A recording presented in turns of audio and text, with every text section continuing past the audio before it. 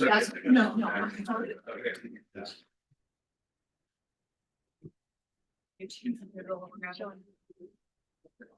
Thank you.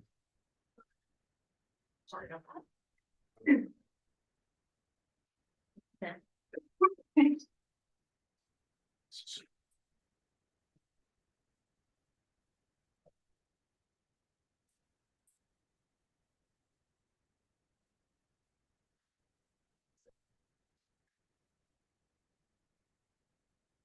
Are you ready? Everybody on the panel ready to go? Yep. Are we online? Are we online? Yeah, we're online. Hello, we're online. I didn't even know that. Hi, good morning, everyone. I'm Debbie Schrager. I'm the director of Georgetown Law Supreme Court Institute.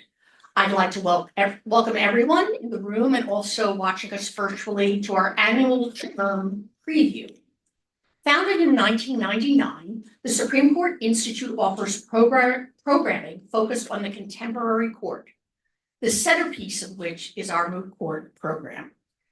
The Supreme Court Institute offers its moot courts as a public service at no charge and irrespective of positions taken by counsel, reflecting our core commitment to the quality of Supreme Court advocacy in all cases.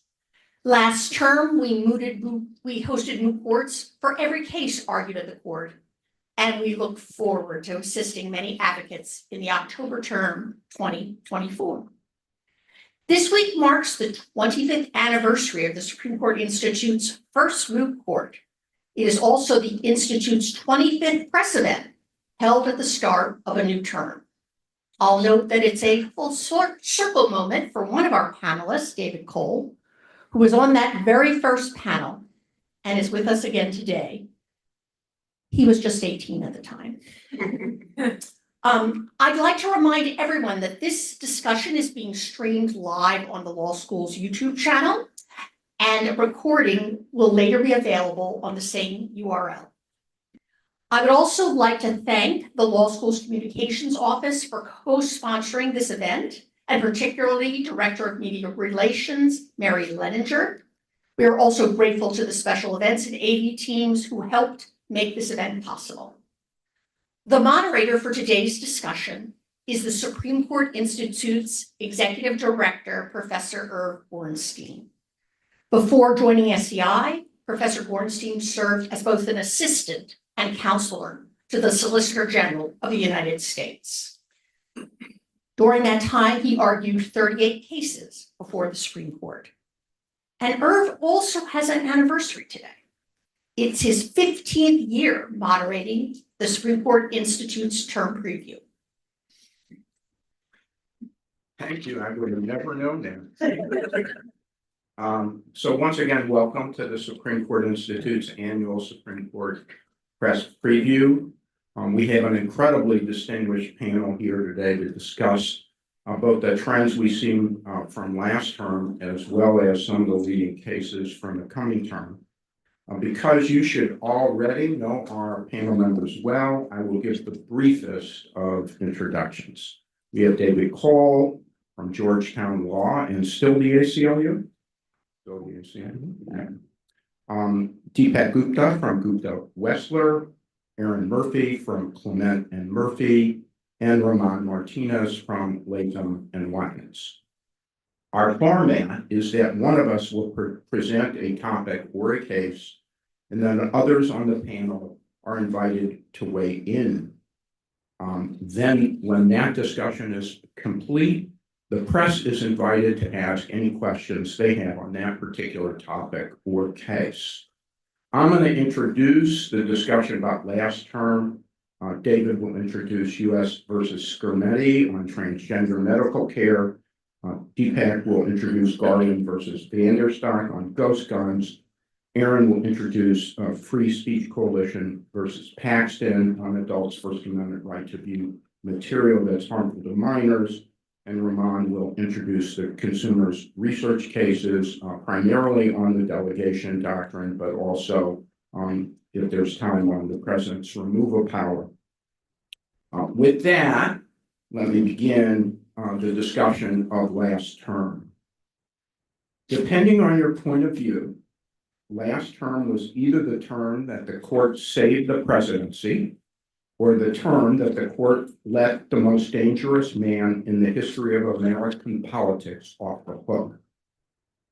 It was either the term in which the court solidified its status as a 3-3-3 court, or there's now a 3-3-3 court only in the sense that the center-right bloc of conservatives will join the left side of the court to reverse the most lawless and extreme Fifth Circuit decisions, but will otherwise join the other three conservative justices in moving the law in a consistently rightward direction.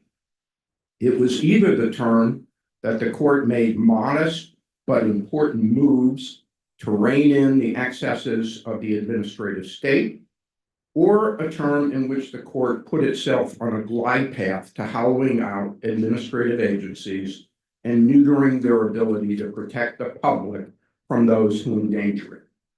And finally, it was either the term that Justice Barrett broke out as the leading voice for moderation, or another term in which she joined the Chief Justice and Justice Kavanaugh in correcting Fifth Circuit extremism, but otherwise almost always voted on the conservative side of the cases that matter most. I have my own opinions on the answer to these questions, but I'd rather hear from the panel on theirs.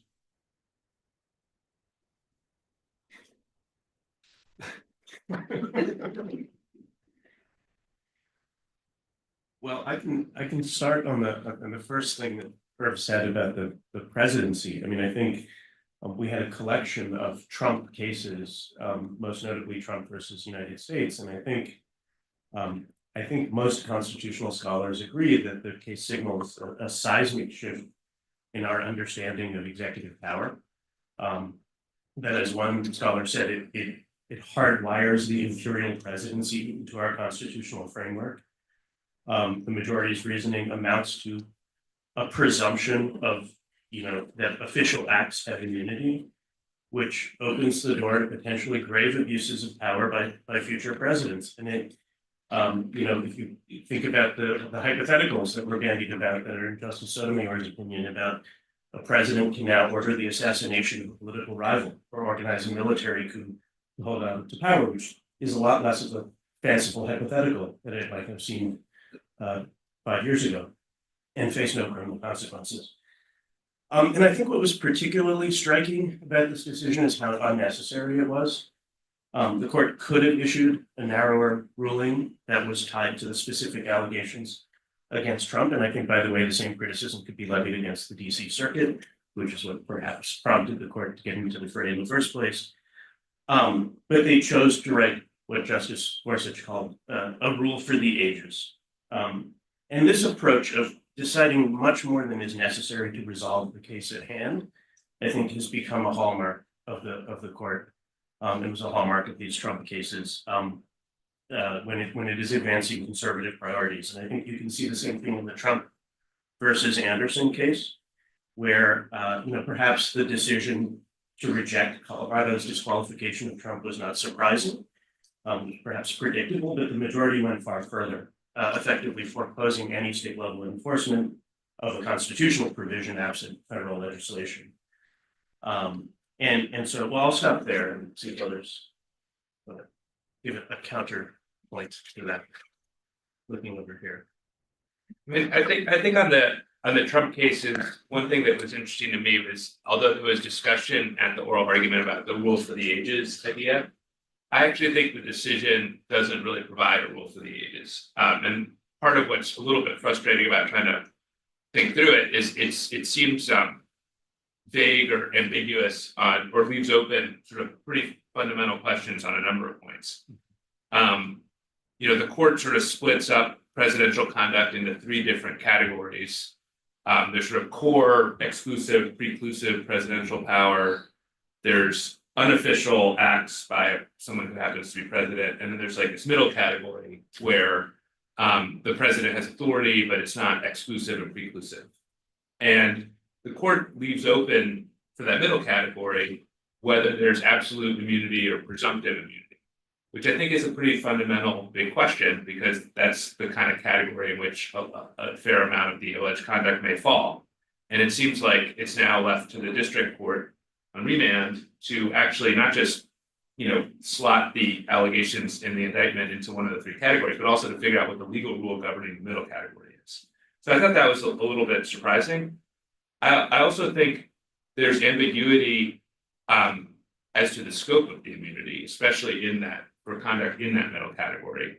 The court says that immunity, the presumptive immunity would exist unless applying criminal prohibition to an act would pose no dangers of intrusion into the authority and functions of the executive branch. It's not totally clear to me what that means and whether it actually blocks Congress from criminalizing conduct that would be, for example, a gross abuse of presidential power, such that it's not really within the true authority of the president.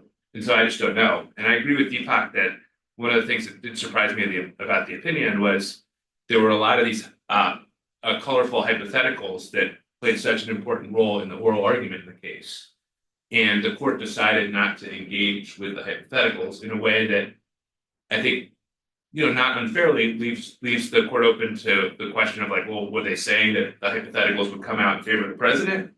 They didn't actually say that, but maybe that's the implication by the failure to join issue on them. But I just think there's sort of question marks across different aspects of the opinion on what it means. And I think that just sort of suggests that this is a story that we haven't seen the ending yet. And we're going to have to see how it plays out in the lower courts and whether there's further appellate proceedings. Anybody else on either the first question or any of the other questions, if you'd rather weigh in on one of those? I would just say on Trump versus the United States, I don't think it's so much a rule for the ages as a rule for Trump.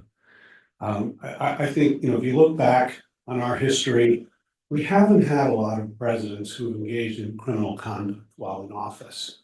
Richard Nixon, had to resign or he would have been impeached.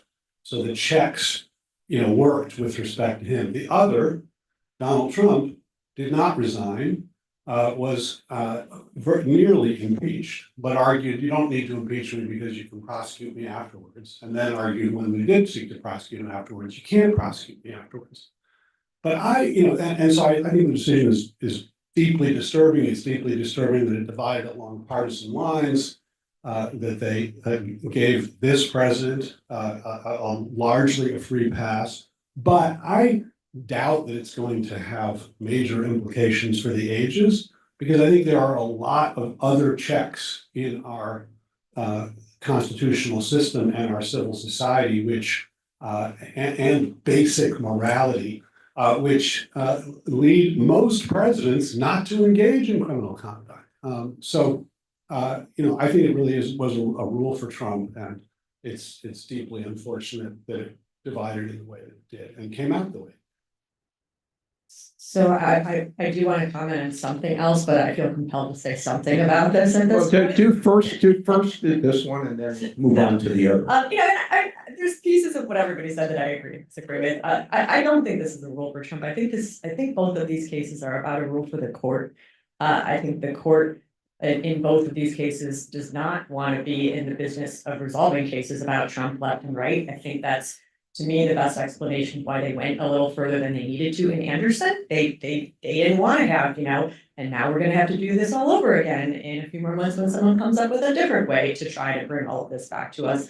And I think what was animating the court in the Trump immunity case is less about Trump and more about not opening the door to, are we going to see this forever? Is this, there's a scary dynamic of that is a little bit where politics are right now, that it is not hard to envision a next president and a next president and a next president of administrations coming after previous presidents. And I think the court was looking at that and thinking about that and thinking often as the Chief Justice is, how do we think about keeping the court out of this to some extent? Now, there's a counter to that, as Ramon's pointing out, that in the end, what we get from the decision is more a framework for resolving these questions than actual resolution of a lot of these questions. But the court did manage to do it in a way that was at the very least going to kind of kick the current indictment down the road. And if there aren't a bunch of other ones, then they've kind of gotten themselves out of that for the foreseeable future too. So I think a lot of reaction to the decision is somewhat overblown, given that it does have a lot of ambiguity that leaves a lot of room. But I think a lot of it was designed to say, you know, we're not going to make this easy, so please don't keep coming back to us with efforts to try to do this.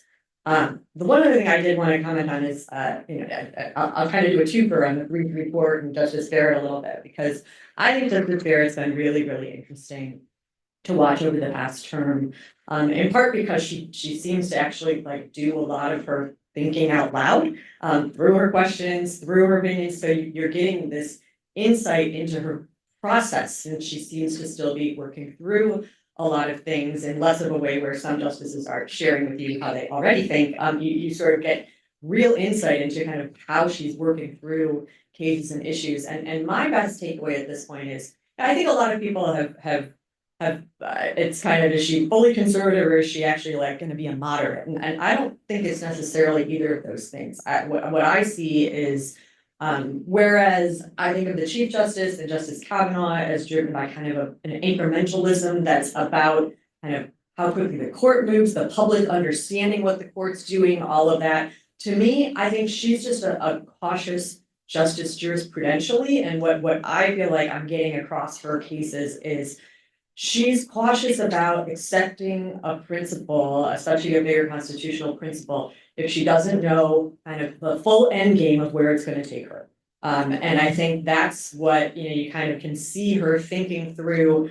Okay, I'm thinking through this case, but what about this one? What about this one? What about this down the line? And if I'm not sure I know where it's all going to take me, I'm not sure I quite want to go big at this point, which seems to me a little bit different and a little, I think, you know, the three of them end up being the justices that are the most likely to be founding on different majorities, but I think it's my sense is it's not quite for the same reasons. And that and thinking about it as, well, she's sort of a moderate, and thinking about moderating the court doesn't strike me as quite the right way to understand what's going on. But that said, it's still a pretty limited sample size with her.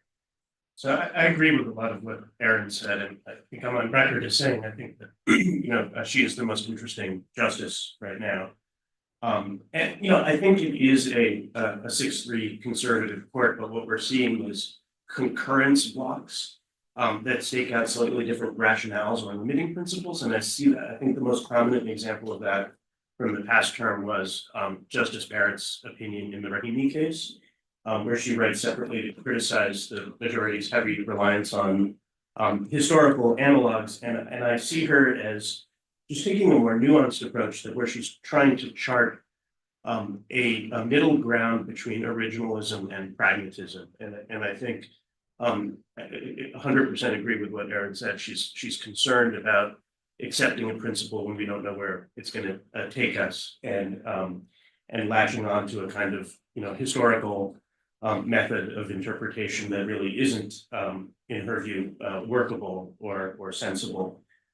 So I think these concurrences are not necessarily changing the outcomes right now, but they're laying the groundwork for future shifts or narrowing of broader rulings, and suggests at least a potential for incremental moderation within the conservative bloc. One can always hope. I think on the sort of way to think about the court generally, I'm in the camp. I think it is a 3-3-3 court in the sense that you have these clusters that tend to cluster together. I don't dispute, I think, what Irv was saying earlier and what Deepak was saying. You know, the middle three is still a conservative middle three. I think that's indisputable, but it's a middle three that's operating in a different way from the other three conservatives, in a way that sort of is showing much more nuance than I think the kind of, you know, the bumper sticker of the 6-3 court or the runaway conservative court that we sometimes hear from some critics of the court in the press and the general commentary. I think one way to kind of think about or look at how these dynamics play out is if you look at the biggest cases, the most important cases. I have my list that I keep track of as the term closes. My sort of top 20 list of the most important cases of the year are the ones that seem to be the biggest. If you look at what happened in those cases, it's kind of instructive. So 5 of the 20 were unanimous. The liberal side of the court hung together in 18 of the 20 cases. There were only two times in the Fisher case and the Purdue case where either any of the three justices on the liberal side sort of disagreed with the other two. And the liberal side won, ended up on the winning side in 11 of the 20 cases. Justice Thomas, who is probably the one who goes it alone the most on the kind of more conservative block of three, he won 14 cases, but he lost 6 important cases. And the Chief Justice and Justice Kavanaugh voted together in all 20 of those cases, and were in the majority in 19 of those cases.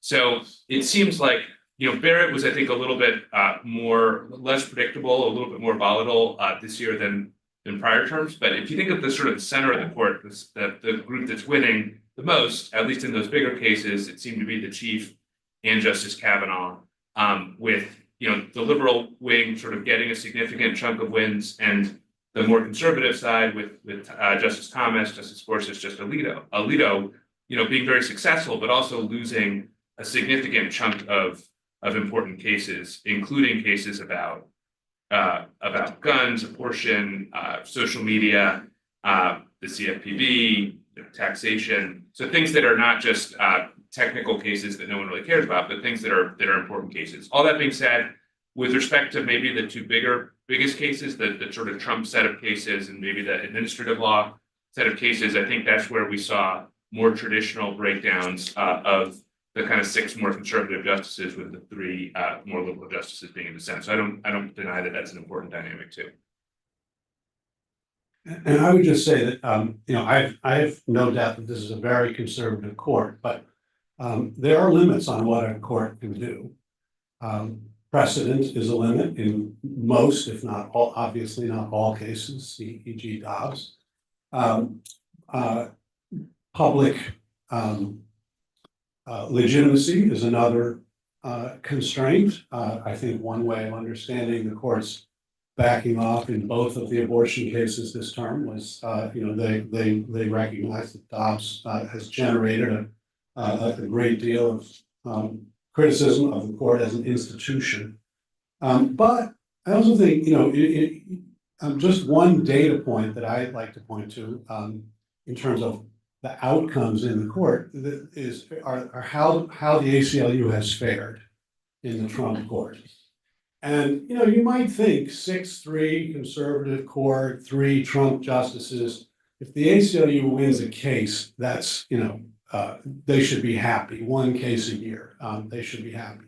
They aren't going to get much more than that. But in the last 2 years, we've filed briefs in about 18 cases in each term, either merits cases or amicus briefs. And the court ruled on our side 23 or 24 times. I'm not 100% sure on the figures. I have them, but I don't have them to hand. And against us in about 12. So, there are, this is not a court where civil liberties and civil rights cannot prevail. It is a court in which most of the time when civil liberties and civil rights prevail is because precedent, drives you there, and the court is not willing to, to put a wrecking ball to the precedent as it was with Dobbs. Yeah, you don't think that's because you're representing the NRA? Well, that helped. That did help. How is 9-0? Herb, do you want us to talk about the administrative state rulings? Do I myself, or I'd love to have a panel weigh in on the administrative state? I mean, it's sort of weird that none of us have said anything yet, because I think maybe that's the most consequential in terms of the impact of what the term did last term. That is the most consequential thing that they did that reshapes American law. It's just the most consequential term in a very, very long time for what it means for the power of the administrative state.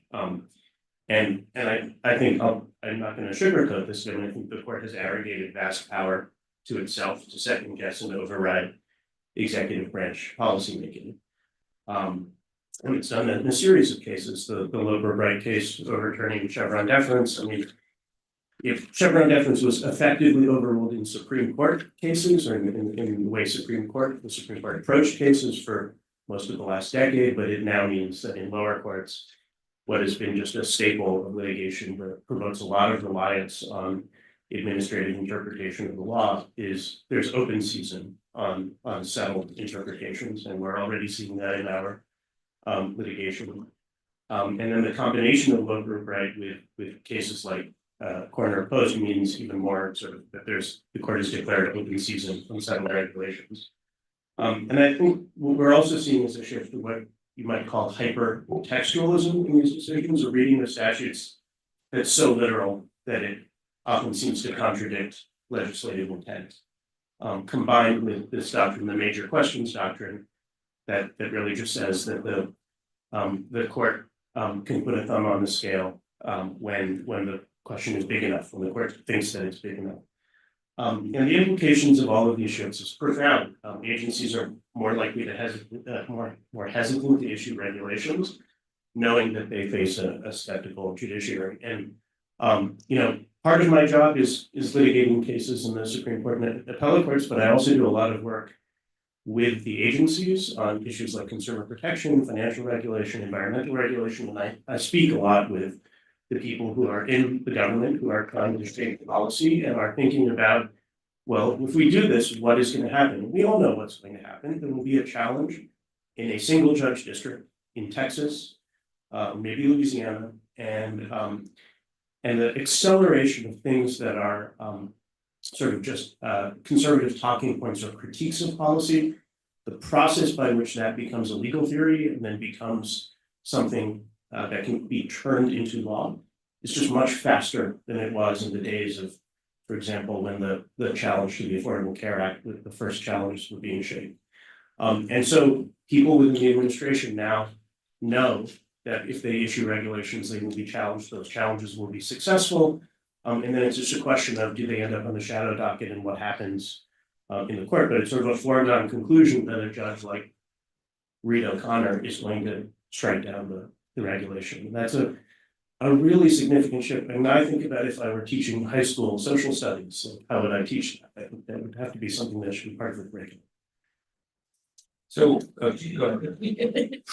I mean, I have to say, I for one am not terribly troubled at the prospect that agencies might think a little bit harder before they promulgate regulations. And most of them have been subject to judicial challenge for quite some time. So I absolutely think it's an incredibly consequential decision, but maybe in a way that doesn't bother me quite so much. And I'd have to push back, as I'm sure Vermont will as well, on the notion that this isn't about arrogating power to the court. What the court has been talking about all along, and what the whole decision is about, is restoring to the court the power that has always been the court's and is assigned to the court, and is the way that I think is the right way to help people who are learning about our Constitution learn it, which is it is supposed to be the job of the judiciary to interpret the law and not defer to how the executive thinks it should interpret it. So to me, this was a project that's been in the making for quite some time, was a long time coming.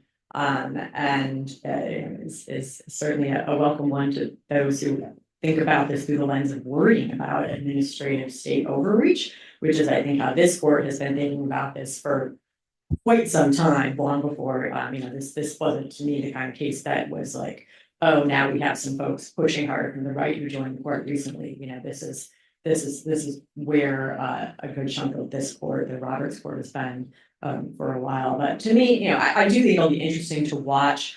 Sure, the combination of Local Brighton Corner Post makes it easier to go bring more challenges, but at the end of the day, you do have to actually win them. And the court did say in Local Bright, we aren't saying that every judicial interpretation that has ever been accepted under the Chevron framework is now out the window. And at Corner Post, I mean, most regulations these days get challenged immediately by somebody, so or get changed over time. So I'm not sure the universe is going to be quite so large as people think, of cases where you have kind of really old stuff that's still on the books that nobody thought to challenge, as opposed to cases where people challenged it and they lost, and that precedent is still out there. And yes, somebody can gin up a new challenge, but it may not go anywhere. But to the extent all of this, opens the door to challenge and successfully challenge what actually is agency overreach, like, great.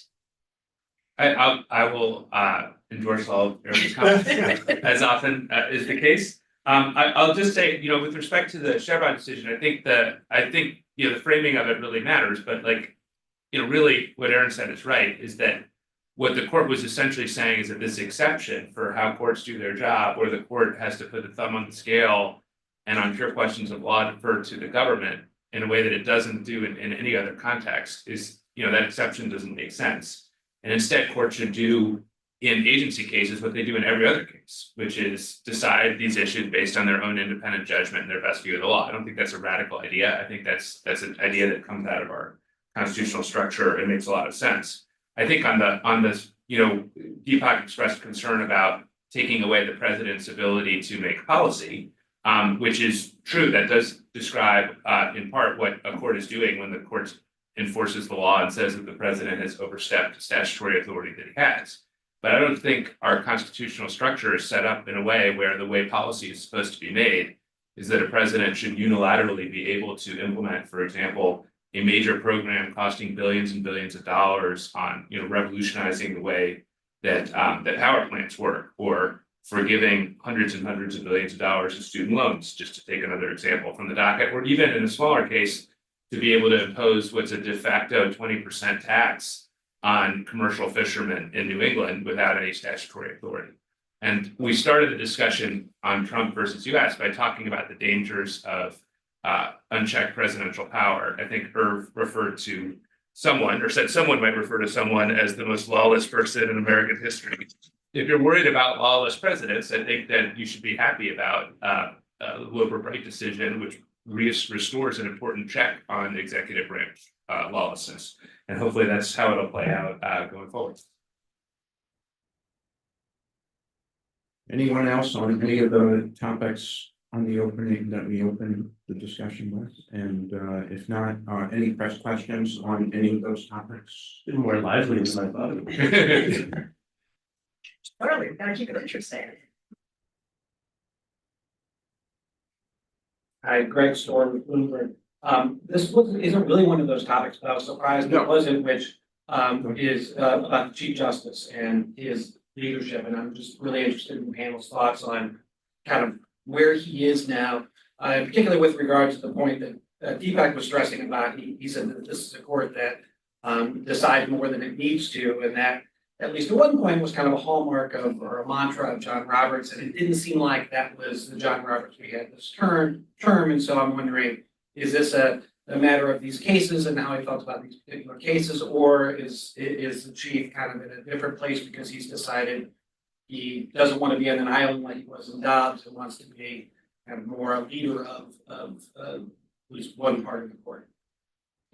I mean, my sense is, you know, the cases that I looked at and had a first moment of like, I'm a little surprised because it seems like the chief, you know, not quite doing the minimalist approach, were these ones that were kind of, that I can process through the lens of, it's instances where institutionalism actually favored going a little bigger.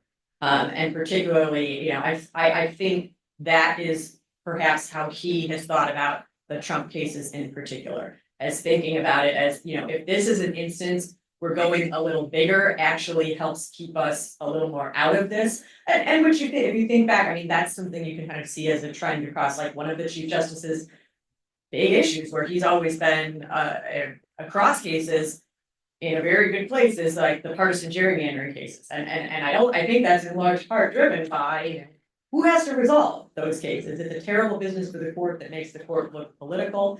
And I think when he sees cases and in areas where he is processing it as, you know, if we keep having these cases and all these things keep coming to us, that's going to be really bad for the court. And if we kind of go a little bit broader here and deal with that, you know, that may help us. I think you can then, you know, I think he still is at heart the minimalist, and it's not like we saw a term of him going big in every opportunity or anywhere close to every opportunity that was before the court. So I think that's still where his instinct is, but I think across both his minimalist cases and his cases where he does go big, a lot of it is driven by that institutionalist concern. It's just that it doesn't always necessarily take you to the same approach.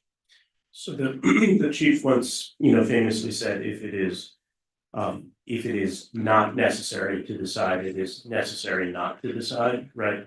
And I guess the question you're asking is like, is that a pose? Is it a posture? And, you can think back to cases like Citizens United or Shelby County, where there's like a 1-2, you sort of set it up. And it seems like a narrow thing, and then you make it a much bigger thing, and lo and behold, something that was, a conservative agenda item going back to the 80s materializes. So I think that like critique has always been there, but I think Aaron's right. I think that the chief does perceive himself in these cases, like Trump versus United States or the Anderson case, as doing the institutionalist thing, which is protecting the court from having to be embroiled in these controversies. I don't think that's how it looks to the average American that's processing these decisions. I think it looks like the court is split on partisan political lines and has done something big and unnecessary. So maybe that just means his antenna is not what it used to be on these things. I don't know, but there's a real disconnect between if that's the intention, there's a big disconnect between the intention there and the way it's being perceived popularly. That's always better. I mean, if I mean, he's thinking, it's because he's not thinking today, he's thinking tomorrow. And most people are thinking today, and they're focused on this case and this outcome, and he's thinking, I can, I'll deal with what I have to deal with in this case. If it's gonna, in the long run, serve the institutional interest of the court, but that's not the way I think the average person kind of processes decisions when they come out, but I'm sure you have lots of chief thoughts too.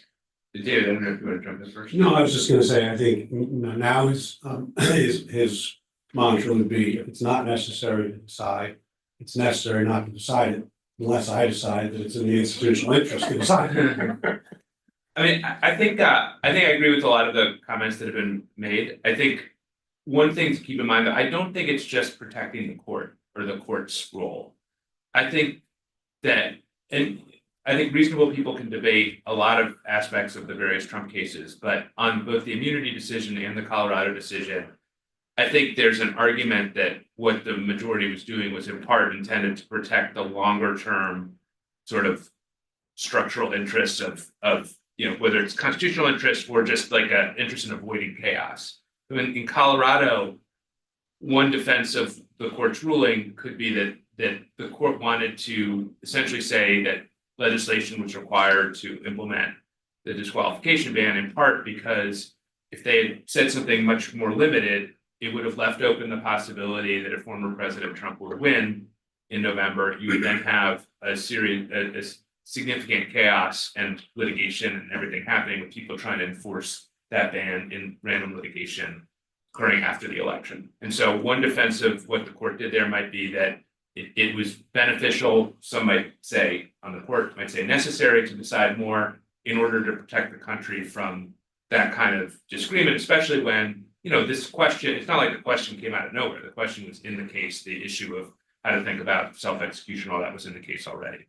I think with respect to the immunity decision, and again, reasonable people can disagree about the opinion in various ways, but I do think that the justices in the majority took very seriously the potential tit for tat problem. I think we've all seen it in different areas where some of the norms that have existed over time have devolved a little bit in various areas. And there's been a norm of presidents not violating the law. There's also been a norm of not, jumping to prosecute presidents who perhaps came close to the line. And I think that there's a sense of the majority, thinking about whether there was a way to kind of push back against that tide and not make it too easy to have after the fact prosecutions by a political opponent. And I don't think that's about protecting Trump. I think that's about protecting all presidents, including the current president, from future presidents who might not be as reticent to prosecute as maybe presidents have been in the past. I just wanted to address the first part of your question. Did what happened in Dobbs have any impact on this? And I think the answer to that is definitely yes. I think after Dobbs, it was no more of that. That's not happening again. And so I don't think we're going to see the chief sitting by himself in any of these big cases anymore. And the other thing you see from last term, which I was a little bit surprised about, is he grabbed almost every big case. And, you know, I didn't think he was going to take Darkhazy. I didn't think he was going to take Wilbur Wright. I didn't, you know. Rahimi, I mean, that one, I was like, what? Okay, what is going on here, right?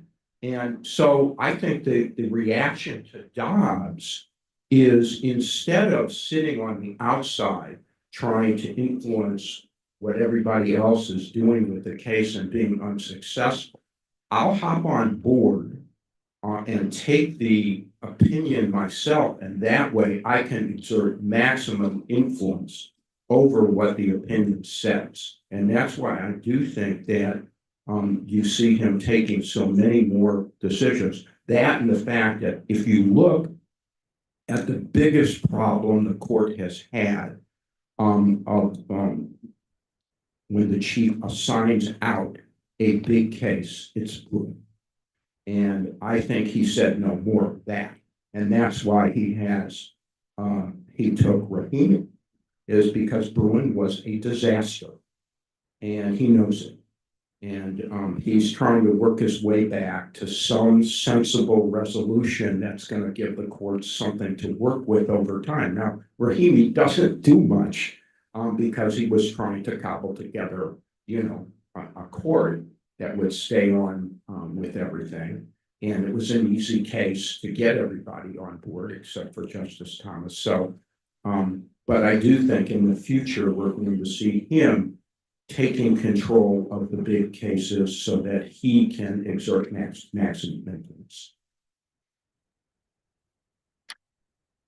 All right, so now we have, we're going to move on to, do we have any other questions on the, yeah.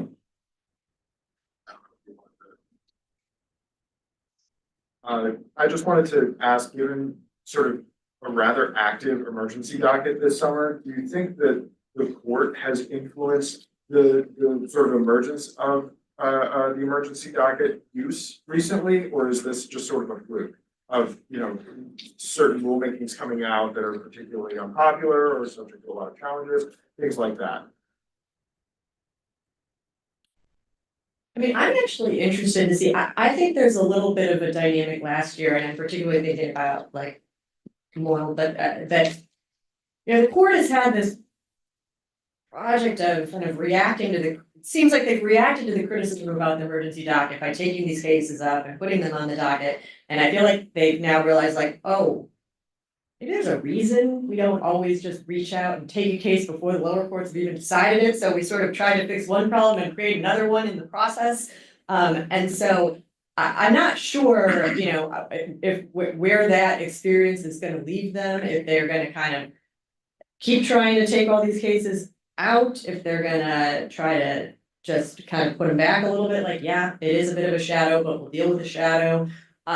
So I wouldn't necessarily be looking at the court and saying, I know exactly, you know, like they're clearly welcoming all this and want a bunch of this and let's file a lot. I think it's more, there's been a lot just because of some dynamics that have kind of led to emergency docket decisions. There are, you know, plenty of people I guess who probably do take the view of the court wants this stuff, but I'm not totally sure they feel like the experiment of let's just take all these cases early has actually panned out exactly in the best way possible at this point. Others on the emergency docket? Yeah, it's just a very hard problem, and I think it is because of the dynamic that I was discussing earlier about that everything is getting challenged. They're very politicized challenges by states and certain groups. They get brought in places where it's almost a guarantee that they will get a particular judge, they will get an injunction. It goes to the Fifth Circuit, there's a decent chance the Fifth Circuit will uphold that injunction. And then suddenly you're at the door of the Supreme Court. And so I think it's a very difficult problem for the court. And I think Aaron's right that there was a lot of criticism about the shadow docket, and the court moved these things, you know, had briefing and oral argument, but that doesn't mean that you have the right kind of record or the right kind of percolation to decide the question. There are cases that really aren't, it's not even clear that there's kind of a question presented that's properly teed up, and so they end up punting or sending them down, and I think the problem is like the Fifth Circuit and those single judge districts. If that's the problem isn't the Supreme Court. Do you think that, where do you think the challenges are gonna be brought if President Trump becomes president again? Not in the Fifth Circuit, but anywhere in particular, just randomly around the country, or do you think people will be forum shopping there too? I don't think the same kind of opportunities for forum shopping exist, and I don't think there's another sort of law-free circuit that exists. I think we need to go back another administration and look at where most of the emergency docket was coming from, but we should move on probably for this term. Where was it coming from, just so? I think there was quite a bit of Ninth Circuit forum shopping going on in the last administration. I don't think that's gonna happen now. All right, so, let's, unless, I think it would be a good idea to move on now. And so, David, you have US versus Germany. The filibuster is over. I should just say that the ACLU represents the trans kids and their families. In this case, the United States intervened in our challenge. We both petitioned for cert. The court took the United States petition, but we're parties, so purposes of that. Most of us are comfortable with the sex we were assigned at birth. But for some 3 million Americans, that's not true. Many of them suffer gender dysphoria, which is a clinical medical condition triggered by the disjuncture between the sex you were assigned at birth and the sex you understand yourself to be. And that gender dysphoria leads to many serious harms up to and including suicide. It often gets worse at puberty because that's when sex differences manifest. And so the treatment adopted by the entire medical community for teens facing this disjuncture and facing serious gender dysphoria is hormone treatment or puberty blockers. Tennessee is one of 24 states that have categorically banned families from seeking this treatment for their children. The plaintiffs in this case, a trans girl and 2 trans boys and their parents, speak eloquently and painfully of the suffering they endured as they approached puberty, of the difficult questions they asked in consulting with their doctors, and of the incredible change in their condition that these treatments have provided. And they also talk about being terrified of losing a treatment that has, in one child's words, saved his life. So Tennessee and 24 other states have decided to override those decisions of the family, the child, and their doctors, and categorically ban any use of a treatment for the purpose of departing from one's sex assigned at birth. It allows minors to take the same medicine, as long as they're seeking to conform to their sex assigned at birth, but not if they're seeking to depart from their sex assignment. The United States and the ACLU argue that this is classic sex discrimination. The Tennessee law allows someone assigned male at birth to take testosterone, but not someone assigned female at birth to take testosterone. That is treating someone differently because of their sex assigned at birth. In Bostock, the court reasoned under Title VII that when you discriminate against someone based on their transgender identity, you are discriminating against them because of their sex. We represented Amy Stevens in that case, a transgender woman who was fired for using a female name and dressing as a woman at work. She would not have been fired if she was assigned a female sex at birth. for using a female name and wearing a dress. She was treated differently because of her sex assigned at birth. That is sex discrimination. The same logic should apply to the Equal Protection Clause. When the state treats two people differently because of their sex assigned at birth, that's sex discrimination. If a law said that you can't pursue jobs that are inconsistent with your sex assigned at birth, we would all recognize that that's sex discrimination.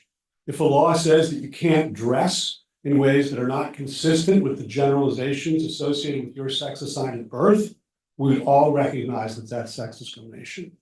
When the law says that you can't take hormone treatments and puberty blockers when you're seeking to depart, because you're seeking to depart from your sex assigned at birth, that's also sex discrimination.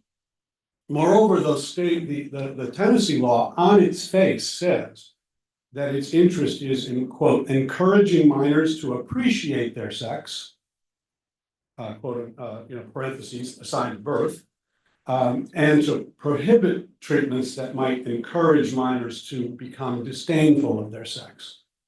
And it's seeking to encourage this by imposing a categorical ban. That's not encouragement, that is coercion. So it treats people differently based on their sex assigned at birth, and it does so to enforce a sex-based generalization or stereotype.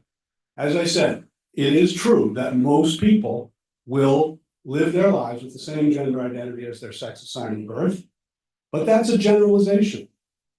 It's belied by 3 million human beings in this country.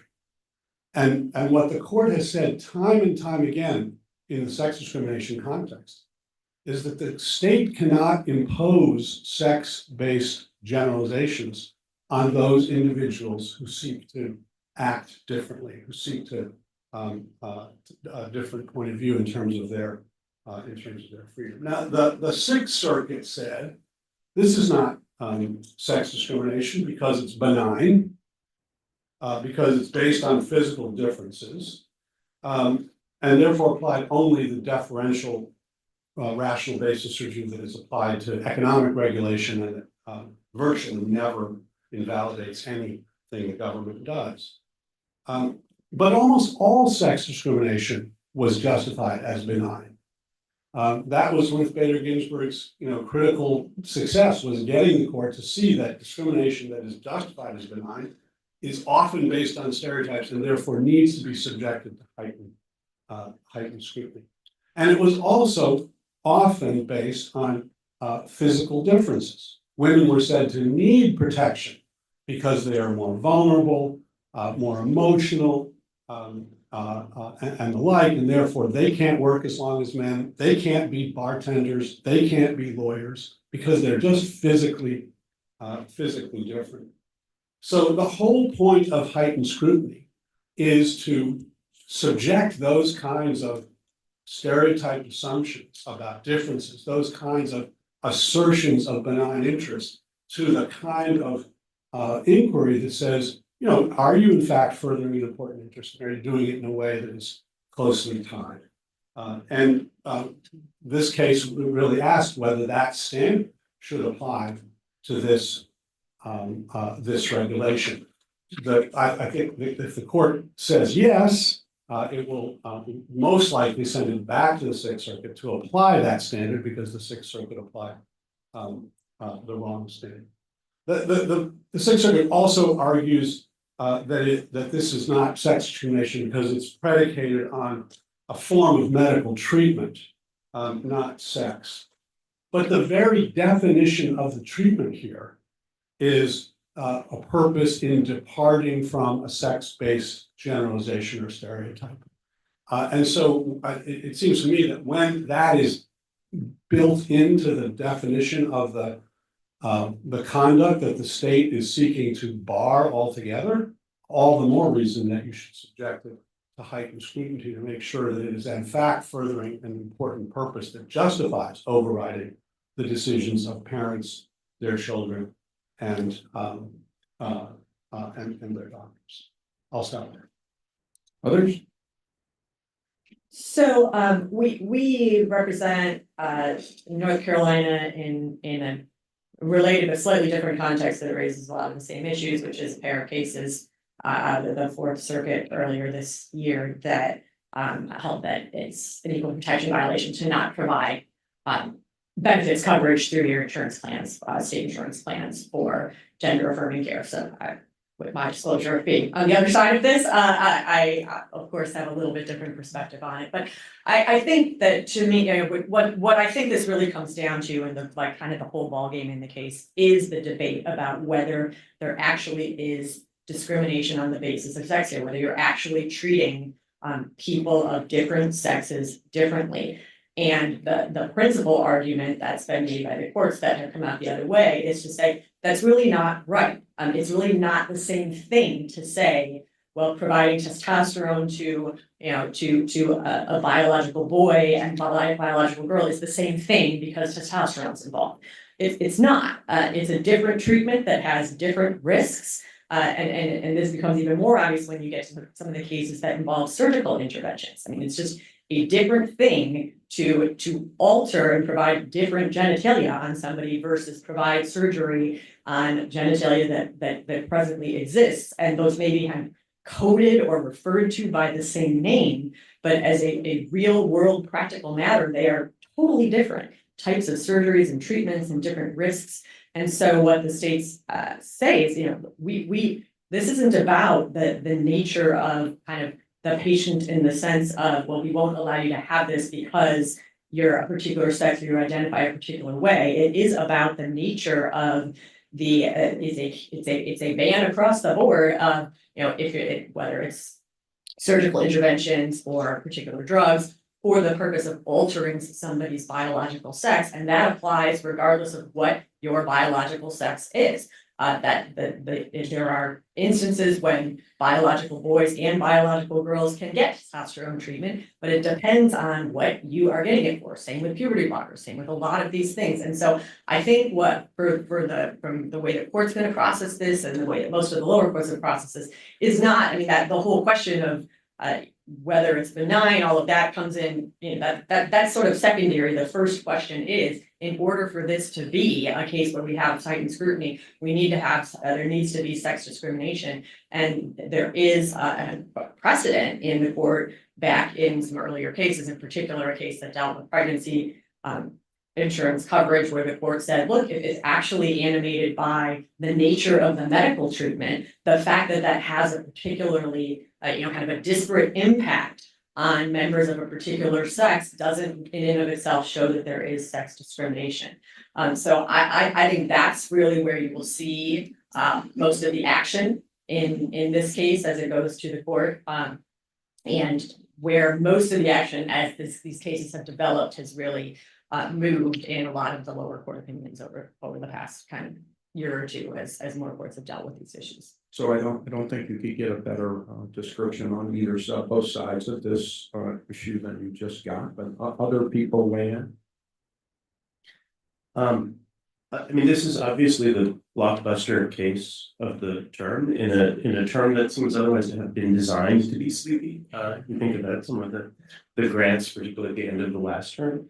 And so one question I have is just, why did they take this case? Why did they accept the Solicitor General's cert petition? I mean, yes, there are 20 laws, but we're sort of at the early stages of this litigation, and the court's past practice when there's an incredibly divisive, important social question like this has not been to jump right in.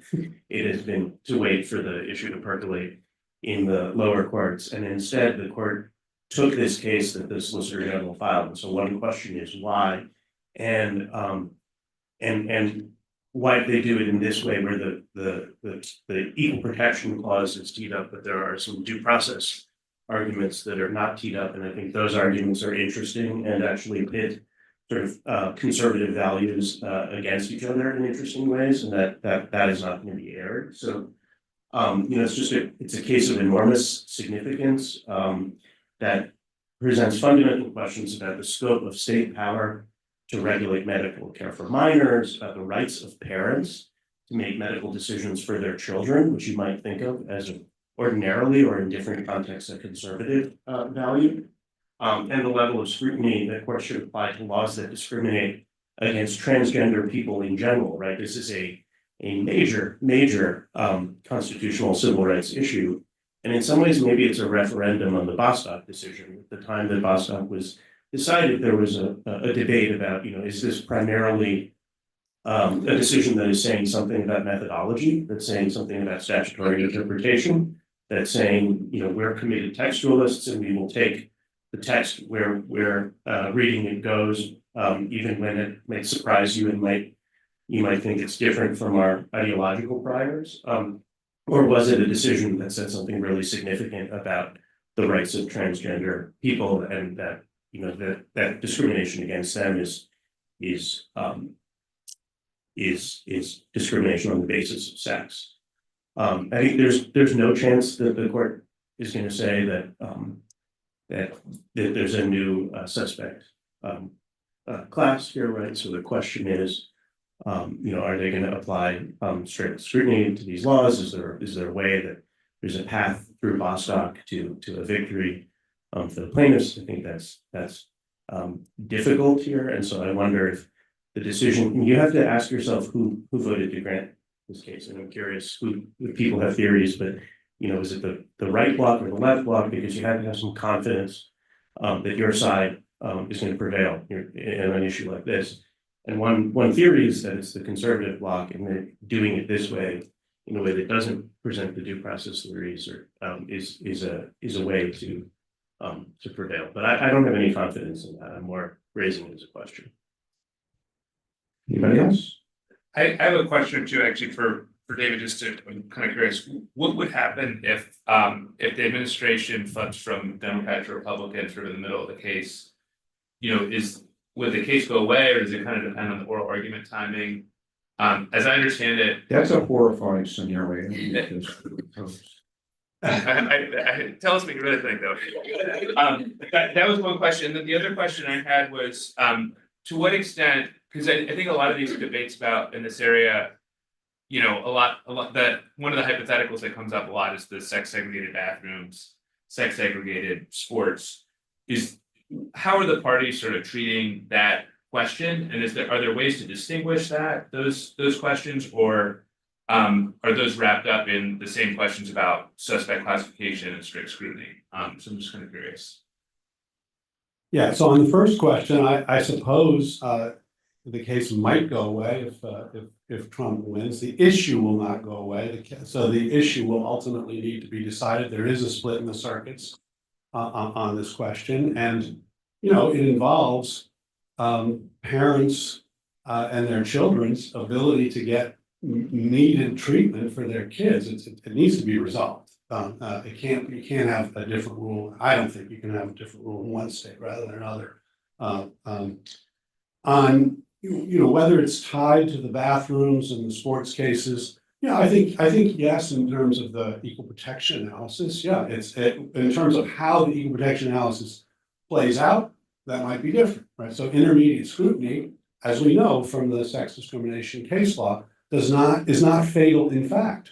It requires the state to put forward an important interest and to demonstrate that there are closely related means, but the state doesn't always lose. And so, I think and there are different views about where you have a good rationale or not, but I think, for example, on bathrooms, what possible rationale is there for telling someone that he has to deny his sex in order to use a bathroom? I mean, this just privacy of people. That's just kind of a crazy and certainly what about just for people who are whose gender identities match up?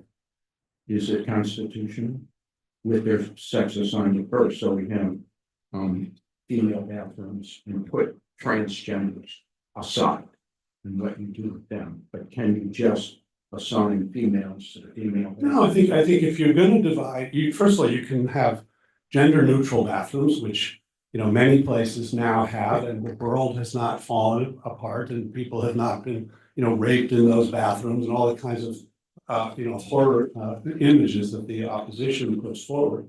But if you're going to choose to distinguish based on sex, then you have to allow people to use the bathroom that is identified with their sex assigned, not their sex assigned, but the sex that they are, who they are. Because again, if I am a cisgender male, if you told me I can't use the men's room, if I want to go to the bathroom, I have to deny who I am and use the women's room, that would be a major threat to me. If you told Erin she cannot use the women's room, she has to use the men's room, that would be a major imposition and I think dignitary harm that cannot be minimized. Let me just say one other thing about this.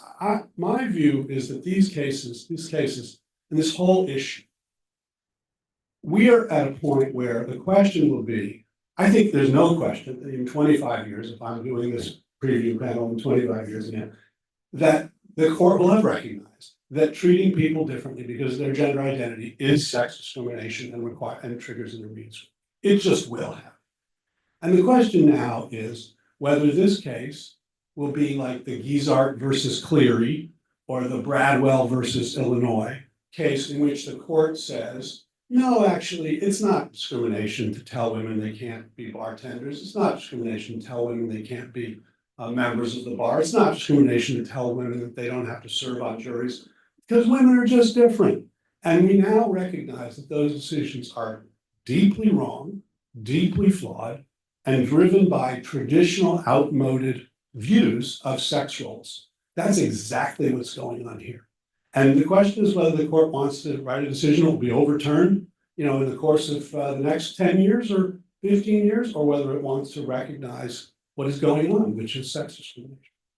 I'll just make one brief comment on the bathroom thing, because I actually think a big problem to me for the other side is once you say there's no privacy interest vis-a-vis the transgender individuals, I don't see how there's any privacy interest in having any division either between the, between just biological men and biological women at all. If there's not a privacy interest, there's not a privacy interest. Yet it doesn't seem, I think a lot of folks litigating on the other side of this, they don't want to have to say, yes, my position is we actually can't. It is unconstitutional to have divided, to divide on the basis of sex at all. But there's a real problem there with saying, okay, here there's no privacy interest, but here we're going to kind of say there is because we recognize that the court's probably not going to accept the proposition that you actually can't have any division.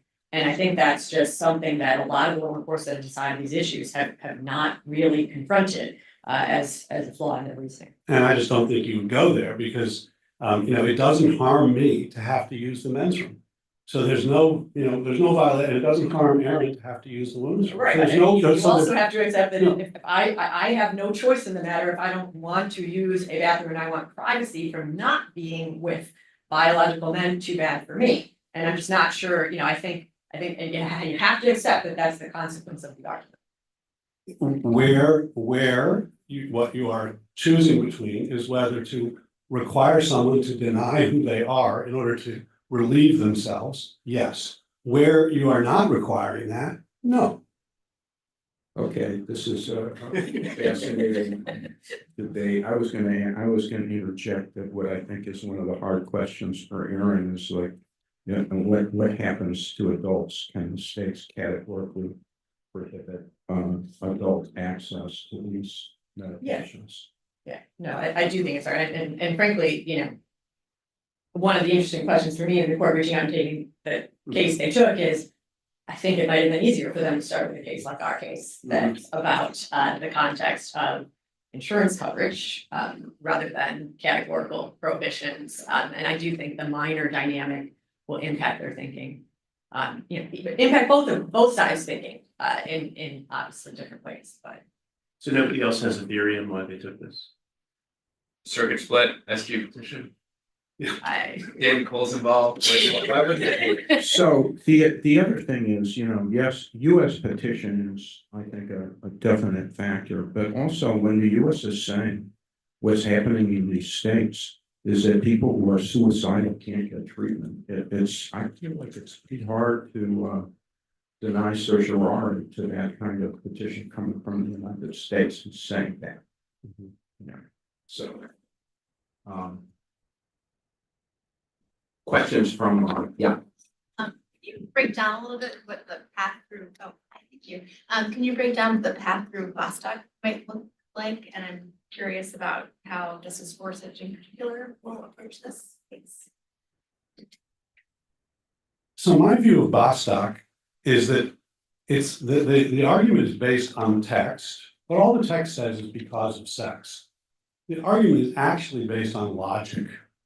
It's what the court held was that when you treat people differently because of their gender identity and when you treat people differently because of their sexual orientation, that is, as a logical matter, treating them differently because of sex. To me, logic applies equally in the constitutional and the statutory context.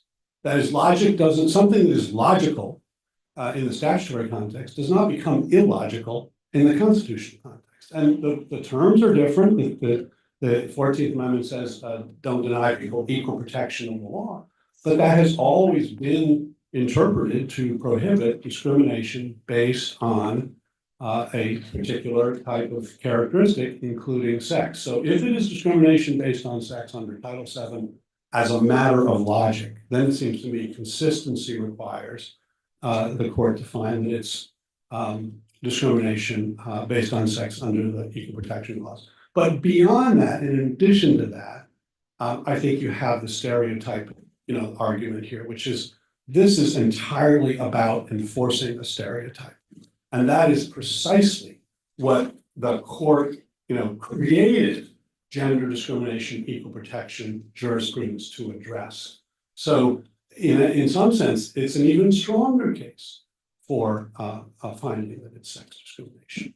But what the Sixth Circuit said was, well, that's a statute, this is a constitution, it uses different words, we're not going to follow that. And in Bostock, the court dropped a footnote and said, we're not deciding the equal protection question, so they've left themselves room. But I don't see that there's a textual basis, and I think from a sort of normative standpoint, the case is even stronger to treat it as discrimination and protection.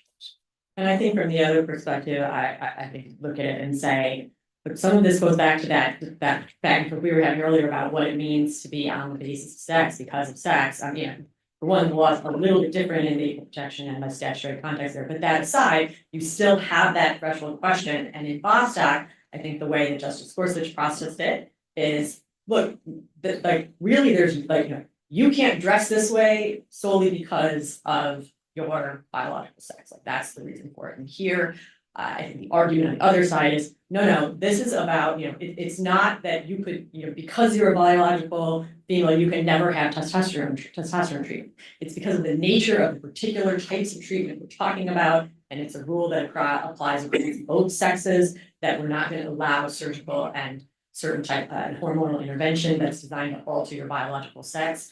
And I think that there have been some comments here and there by Justice Gorsuch that suggest he processes this a little more through the lens, not of I'm thinking about this as based in stereotypes and any of that, instead thinking about it as real concerns that the states that are passing the types of laws that David's challenging are worried about the actual long-term effects of these types of treatments and interventions. And there's a huge, of course, medical debate going on about that. And that is kind of wrapped up in this question of, even if you sort of accept the proposition that the same rule applies across Bostock and here, do you get to the same result on the facts of what's going on in these cases? Let's move on. Okay.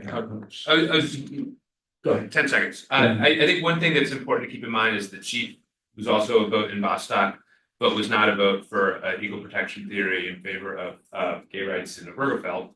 And, I think in the oral argument in Obergefell, the chief sort of previewed a little bit where he ended up in Bostock on the statute. But it sort of suggests to me that the chief might think that the constitutional protection and the statutory protection are different. And so I think there are paths to get there if they want to go that way. Just one quick question on the potential change in administration. There's the fact that the court only took the SG petition and not the other one, potentially make it easier for them to get rid of it. To get rid of it? Yeah, I mean, our petition is pending still, right? So they could also take ours. I mean, they can do what they want, but yeah, it gives them the opportunity to duck the question now, but if they felt that it was important to decide, they may still feel that it's important to decide, because again, the split will, as Irv said, the split will continue to exist, and you're, telling kids who, face possible suicide, the state can stop you from getting the treatment that the medical community, your doctor, your parent says you need. That's, it's so at some point, again, they're gonna have this. But if they wanted to make this a really quiet term, they could. Why don't we move on to the next case, the Bacchios, Garland versus Anderson. Okay, so I'm going to talk to you about ghost guns. This is called Garland versus Vanderstock. The case is about the ATF's 2022 rule that regulated so-called ghost guns. These are firearms that can be quickly assembled from kits or partially complete parts without serial numbers or background checks. When the Solicitor General Prelogar went to the Supreme Court back last fall on the emergency docket about this case, the way she explained it to the court was that if you allowed the ATF's rule to be enjoined, and it was enjoined by our friend Reed O'Connor in Texas, who discussed earlier, what that would allow is it would allow anyone with access to the internet to anonymously buy a parts kit and easily assemble a working firearm in as little as 20 minutes. So that's what this case is about. Those are the stakes. The case centers on two issues: whether weapons parts kits that can be readily converted into functional firearms qualify as firearms under the Gun Control Act, and whether ATF can regulate partially complete frames or receivers. Those are the parts of the gun that can be readily converted into functional frames or receivers as firearms under the Act. So in 2022, ATF issues this rule to clarify that federal law governing firearms applies to ghost guns. And as I mentioned, Judge O'Connor enjoined that rule nationwide. So the Biden administration went to the court. And here's an interesting sort of tea leaf. The Supreme Court stayed the district court's order by a 5-4 vote. Justices Thomas, Alito, Gorsuch, and Kavanaugh would have denied the stay. So it gives us some insight, perhaps, on the justices' leanings on the merits. After that stay, the Fifth Circuit affirmed the district court's ruling, concluding that parts kits and completed firearms frames and receivers fall outside the Gun Control Act's definition of firearms, and the Supreme Court had to step in again to say, no, we're not allowing this to go into effect. The fact that the Supreme Court has granted the stay is meaningful, because to obtain the stay, the government had to show a reasonable probability that the court would grant review and rule in its favor. So there's at least a real chance here that this is going to come out differently than the bump stocks case last term, but they're very similar cases, both about statutory interpretation. The debate centers on the Gun Control Act of 1968, which is the main gun control law that regulates commercial firearms in the US. And it requires manufacturers and sellers of firearms to get licenses to mark firearms with serial numbers, to keep records of sales, and to conduct background checks. So the question is whether all of those rules will apply to these ghost guns. The Act defines a firearm, and it's a very wonky statutory interpretation case, so I'm going to have to read you the statute, as, quote, any weapon, including a starter gun, which will or is designed to or may readily be converted to expel a projectile by the action of an explosive, or the frame or receiver of any such weapon. The terms frame and receiver, which I mentioned earlier, refer to the kind of structural component of a firearm that houses the critical parts like the firing mechanism. And for decades after the Gun Control Act's passage, ATF defined a frame or a receiver in its regs as the part of the firearm that provides the housing for the hammer, the bolt, or the breech lock, and the firing mechanism, which is usually threaded at its forward position to receive the barrel. That definition was unchanged until 2022, when ATF put out these new regs. And the ATF was clearly concerned about this developing commercial market for ghost gun kits and parts that was expanding rapidly. Companies were selling nearly complete frames and receivers. And as I said, these could be turned into functioning firearms within 15 to 30 minutes. The companies that were selling the kits claimed that they weren't firearms under federal law, and so they were sold without serial numbers, background checks, or sales records. And law enforcement agencies started to report a massive increase in these untraceable ghost guns at crime scenes from about 1,600 in 2017 to over 19,000 in 2021. And that's a big debate between the two sides in this case. Is this about hobbyists who are, playing with kids at home, or is this about untraceable guns that can be used in crimes? So the ATF issued this new rule that clarified that weapons parts that can be readily completed or assembled to expel a projectile are firearms under the Act, and partially complete disassembled or non-functional frames or receivers are as well. So the government's argument, my favorite example of the government's brief is IKEA. IKEA could not avoid attacks on bookshelves by saying that it is selling bookshelf parts kits, right? So the rules treatment of weapons parts kits in the government's view follows, directly from the text of the statute that covers weapons that may readily be converted to fire. Just like a bookshelf could be a bookshelf kit can be readily converted into a bookshelf. Kits that can quickly be assembled into functional firearms are within that definition. Partially complete frames or receivers that can be readily converted to function are still frames or receivers, just like, and they have a bunch of examples here, just like a bicycle, it's still a bicycle if it's missing some of the pieces of the bicycle, or a tennis racket, you can buy it without the strings, it's still a tennis racket. And they say ATF's interpretation is consistent with its longstanding practice of regulating partially complete frames and receivers that have reached a critical stage of manufacture. And there's just a very practical point that the government has here, which I think is a very powerful point that may mean that this case is different from the bump stocks case, which is that if you invalidate this rule, if you allow open season for the selling of these ghost guns, you're going to allow circumvention of the firearms laws, and I think the court will be troubled by that. The respondents' arguments are that the definition of firearm covers only complete weapons, not parts. When Congress intended to regulate parts, it said so explicitly in other provisions, so it's got some good statutory arguments.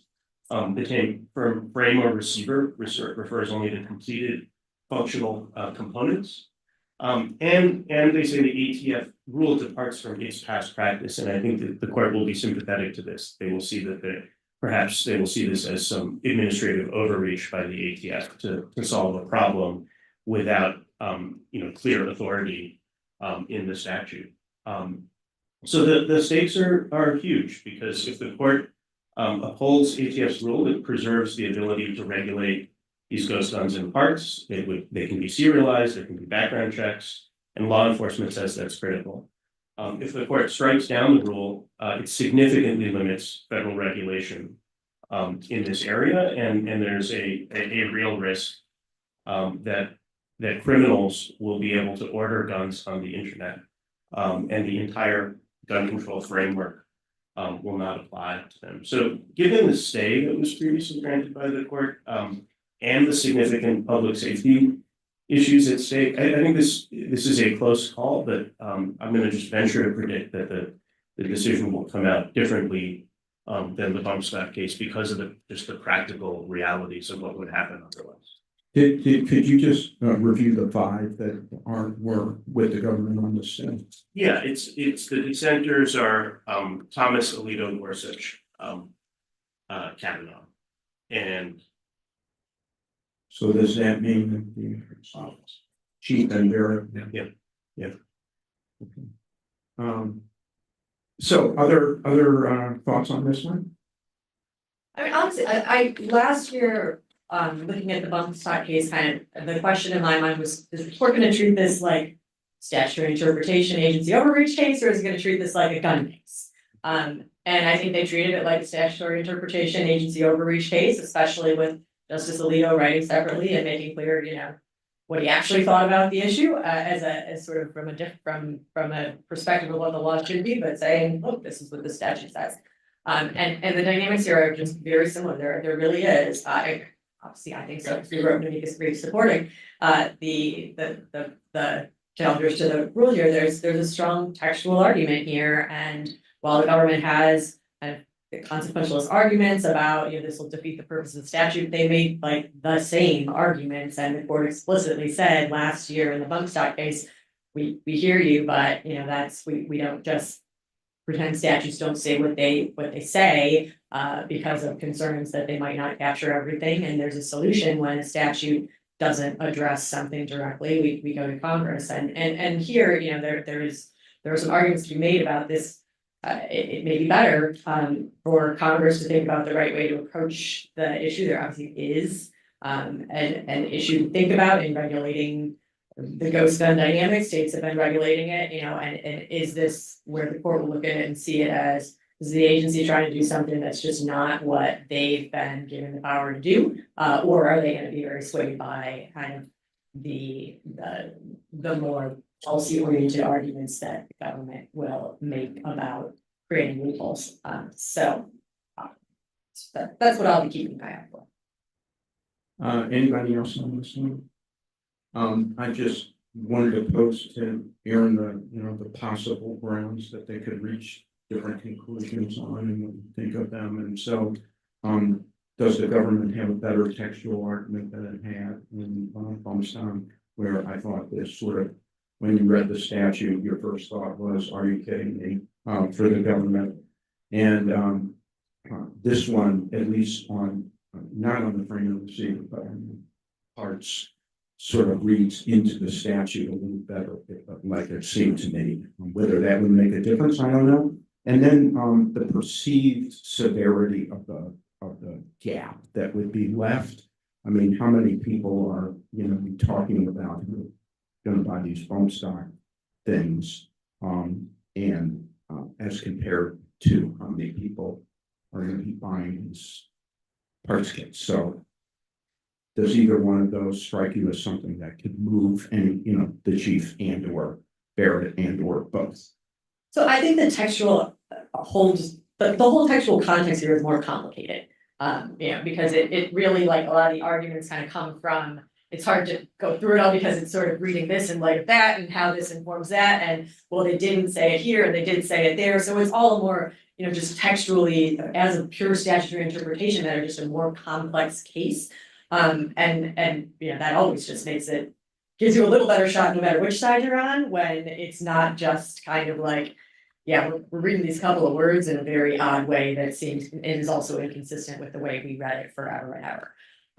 But it's and that may make your second point come into play here, which is the dynamic of how much you're going to have this out there. But I think there are folks on the board who appreciate, certainly, will be amici and folks who are making arguments to help the board appreciate that a lot of this, as with many measures when it comes to gun control, become kind of like, look, it's so easy. A lot of certain forms of modification are so easy, certain are so hard, and I think the court doesn't always have the best perspective of what falls where, and you need to understand that to understand who's really right about what the real world consequences of some of these restrictions are. It's easy to kind of make it sound like, oh, if we just have this law, like then it will all go away, which almost never proves to be the case when it comes to the bad actors, and for the most part, it all impacts the good actors. So I think some of them will process it that way,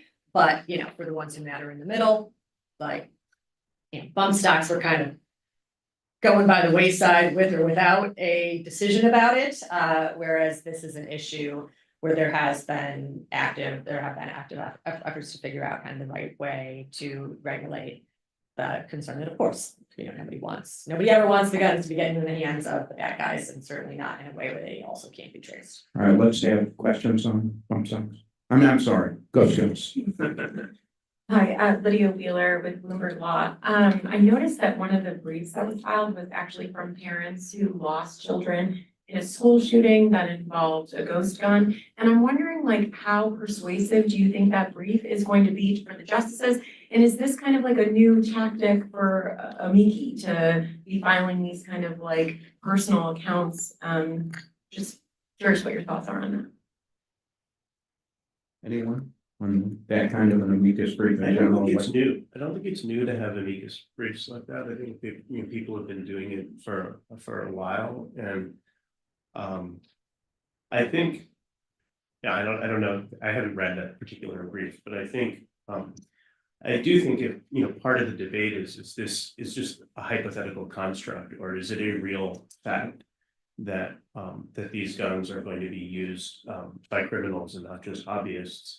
I think having some focus in the briefing on the practical consequences may actually be a real driver in this case. And I also think the court has to be concerned about what it means if the Supreme Court says that ghost guns are not regulated. I think they have to be worried, I think, about the message that sends to people who just, want to order some untraceable gun on the internet for nefarious purposes. But the question here is not whether they can be regulated, it's simply whether they're currently regulated under the existing law. I don't think the court's gonna be reaching out and deciding any questions about constitutionality of having a law that impacts this. And I would just say, as to the impact briefs like I haven't, it was lost on absolutely nobody how horrifically a bump stock had been used. And that did not seem to be, I think the court tried to set that aside in thinking about the case, which was something that, I wasn't sure what we'd see last year, but certainly a signal for how they may think about this. One more question. Let's see. Hi, Lindsay Whitehurst with Associated Press. One thing that seemed to come up with the bump stock case, at least briefing, was that ATF at one point had been kind of presented with this bump stock and said, yep, that's okay, that's legal, and then had later on changed his mind after the horrific massacre in Las Vegas. And I'm wondering whether that exists here, whether especially these types of ghost gun kits that this regulation was aimed at, had that previously been presented to ATF that you're aware of, and one determination made that later changed?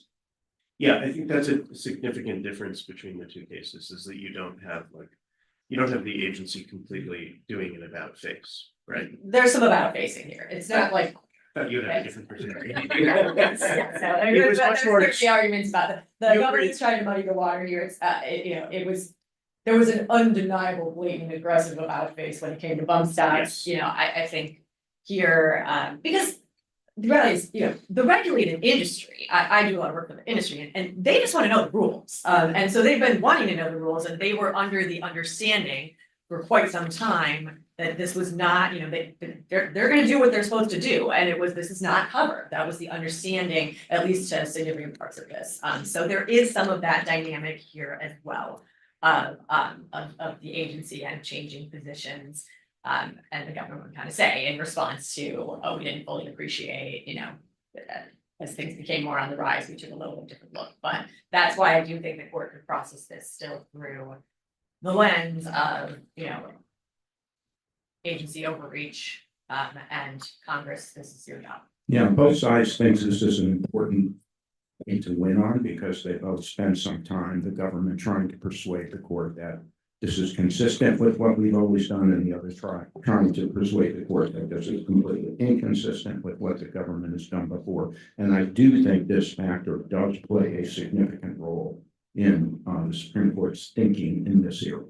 And just to jump in just quickly on a more general point, I think it's a great question. And I agree with Irv that the consistency of an agency's position is going to continue to play a role. This came up in the Overbright decision, where the court made clear that it's not going to do Chevron deference anymore, but it is still going to be important what the agency's position has been over time, especially if it's been consistent and especially if it's contemporaneous with the statute. And so I think that that's something that, it has echoes in some of the debates about like post-enactment history with respect to interpretation of statutes or constitutional protections generally. This historical argument, I think, has some purchase, including with some of the conservative justices in the regulatory context as well. And so I think it's not a surprise, the parties are arguing about that and think it's important here. All right, so let's move on to Aaron and the Free Speech Coalition. Yes, so shifting to the First Amendment, so the court will be returning again this year to the topic of the First Amendment on the internet. But in a pretty different context than last year. This is a case about restrictions on accessing adult content online. Adding to the kind of wonderful world of, I know it when I see it, obscenity law that the Supreme Court has had for quite some time, there is also part of that doctrine coming from a 1968 case called Ginsburg versus New York, holds that whether speech qualifies as obscene and unprotected by the First Amendment depends on the age of the audience. And so you have a universe of content that is considered constitutionally protected as to adults, but not constitutionally protected as to minors, or at least perhaps, minors of a certain age. This isn't really, that's not a problem when you have laws that target only the ability of minors to access the speech that's unprotected as to minors.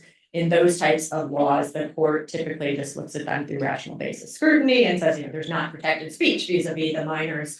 So they're typically going to get upheld. But where this gets more complicated is when you have laws that, in service of an objective of restricting minors' access to speech that is unprotected vis-a-vis minors, impose broader restrictions that also restrict adults' access to that content that is protected speech vis-a-vis adults. And in a pretty long line of cases, the Supreme Court generally, when they're looking at those kind of challenges where it's the adults saying, or someone speaking on behalf of the adults saying this restricts our constitutional rights, it has subjected those laws to strict scrutiny, either explicitly or clearly through the way it has looked at them. And by and large, those kind of laws have not done very well. Certainly when it's prohibiting the speech altogether, as some of the early efforts did. But even when it's come to laws that is kind of try to gate the ability of who's going to access the content, the court has settled in a lot of cases that the restrictions ended up being too restrictive to satisfy strict scrutiny. And the case that's kind of most important for purposes of the present case is a case back in 2004 called Ashcroft versus ACLU that you may have better familiarity with from back in the day than I do, and that was a case involving a federal statute called the Child Online Protection Act.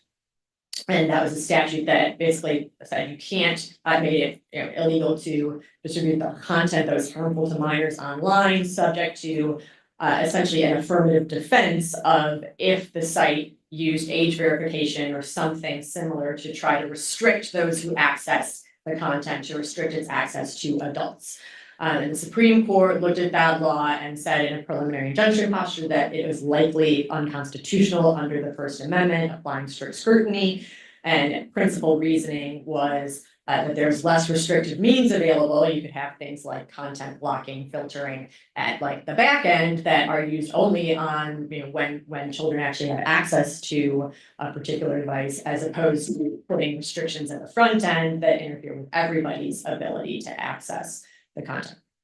So fast forward a couple of decades, last year, Texas enacted a law that looks a lot like COPA, works a lot like COPA in practice. It actually borrows some of COPA's definitions essentially in terms of what content it reaches and all of that. And what it requires, it poses the affirmative requirement rather than affirmative defense that a website has to verify the age of all of its users if more than a third of its content is, quote, sexual material harmful to minors, which is a concept that the statute defines very, very broadly to reach a lot of content that is going to be protected as to adults, and even some content that's probably protected as to older minors as well. Unsurprisingly, the statute was challenged, and unsurprisingly, the district court kind of looked at the Ashcroft versus ACLU, said this is pretty on point. Things haven't really changed that much. If anything, there's probably more reasons that adults are less comfortable these days providing their identity online and doing so in the specific context of I want to access some adult content, and said that the law is likely unconstitutional. But as you know, it's kind of the trend these days, things took a little bit of a different turn when they got to the Fifth Circuit. A divided panel of the Fifth Circuit reversed and reached the opposite conclusion as to the statute. And it did so by reasoning that Ashcroft is not the right case to look to here. And instead, the governing case is really this 1968 Ginsburg case, from which the panel derived the rule that laws that restrict minors' access to content that's harmful to minors are categorically subject to rational basis scrutiny, even if they impose restrictions on and are being challenged by adults who want to access adult content that is constitutionally protected as to the adults. Now, that's certainly not an obvious reading of Ginsburg. Ginsburg was a case that was only about whether minors had a right to access the content. It just wasn't a case that had anything to do with restrictions on adult access. But it's probably even more problematically for the circuit. The Supreme Court applied strict scrutiny in the ACLU case, the Ashcroft versus ACLU case, and indeed held a similar law likely unconstitutional. But the panel had an answer for that too. They said, well, that's just because everybody agreed in the case that strict scrutiny was the right test, and they were wrong. The government was wrong. The Solicitor General, I believe it was Ted Olson, just missed the fact that they actually had this great defense that the law was subject to rational basis review. And in fact, the court should have come out the other way, because I'm sure the law would have survived if it was just rational basis scrutiny. The court missed this, everybody missed this. They just didn't realize that the right precedent here is Ginsburg. Color me a skeptic, I have a pretty hard time seeing the court thinking that is the best reading of what was going on in Ashcroft, and it's certainly not like Ashcroft stands alone in applying strict or heightened forms of scrutiny when it comes to laws, when it comes to challenges by adults who are asserting their First Amendment rights to access the adult content. So if the court really just looks at this case as like the actual question presented, which is essentially, was Fifth Circuit wrong to think that this is a case that should have been looked at as rational basis scrutiny instead of strict scrutiny? This strikes me as a pretty straightforward case. But of course, that's not exactly how every member of this court processes cases these days. And we haven't, you may have some insights or thoughts of your own about this, but we do have the data point that the court denied a stay pending a petition, which is interesting to me because I really do think, as a matter of kind of just existing precedent, this case seems pretty darn straightforward to me. And so I think there are some members of the court who probably don't think that the court's approach over the past few decades of being extremely protective in the context of adults accessing adult content, being extremely, First Amendment friendly in that context, that they may not quite share the same view of some of those cases. So I do think this is a case where we'll probably see at least some justices exploring whether, okay, well, we'll take as a given that that's the approach that those cases took, but is that really right? Is that really the way we should be approaching laws that are designed to protect minors and have the effect in the process of imposing restrictions that some justices may view as relatively minimal restrictions on adult access. So that's kind of what I'll be looking for. There's also in the backdrop here, this case is particularly about a law that is framed, at least in part, about speech that is not protected as to minors. But there's a lot of litigation going on around the country as states have been passing these laws that require age verification, even for content that is unquestionably protected as to minors. We've been challenging some of those laws in full disclosure, but so there's an interrelation between some of those issues. So this could be a pretty narrow case that doesn't do a whole lot. This could be a case that has some significant implications outside the context of what's actually before the court. So I'm gonna take the privilege of weighing in on this one because I was the author of the government brief and the CLU Ashcroft case, and the came in from criticism by the Fifth Circuit that I didn't know what I was doing when I didn't argue for Ginsburg rational basis review. And when I first saw that line, I thought, wait, I remember when I wrote all these briefs, always arguing to try to get outside of strict scrutiny. I wrote briefs in, maybe 4 or 5 of these pornography cases where we're defending laws of Congress, and always tried to come up with some way to get out of strict scrutiny. Because I knew once we were in it, we were going to lose. And no, but I went back and read the brief I wrote, and sure enough, we fessed up that strict scrutiny applied after we had argued the opposite of that in both the ACLU versus Reno and in Playboy, and lost both times. And so I think I gave up.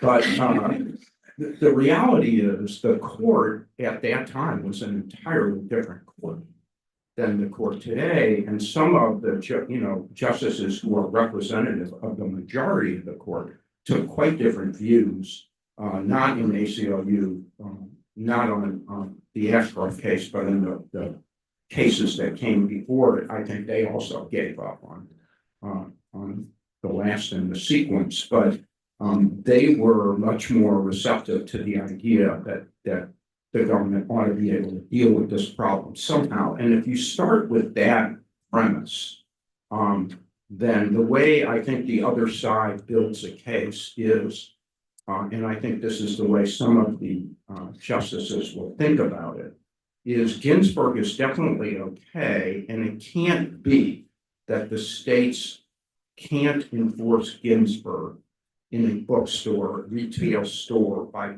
requiring somebody to show their driver's license.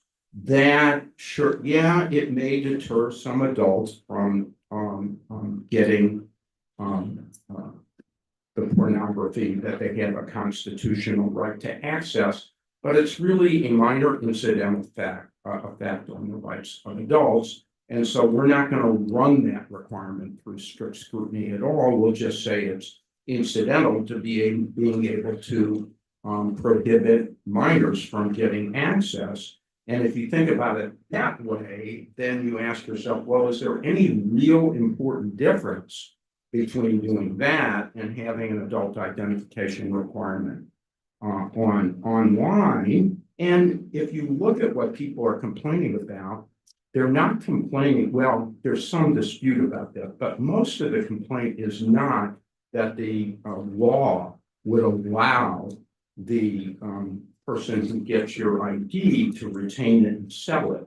There is a little dispute about sale, but if you take the view that the statute prohibits the online pornographer from keeping your identification or transmitting it, which I think is one way to read the law, then really it's just you're complaining about stuff that the law itself is not allowing.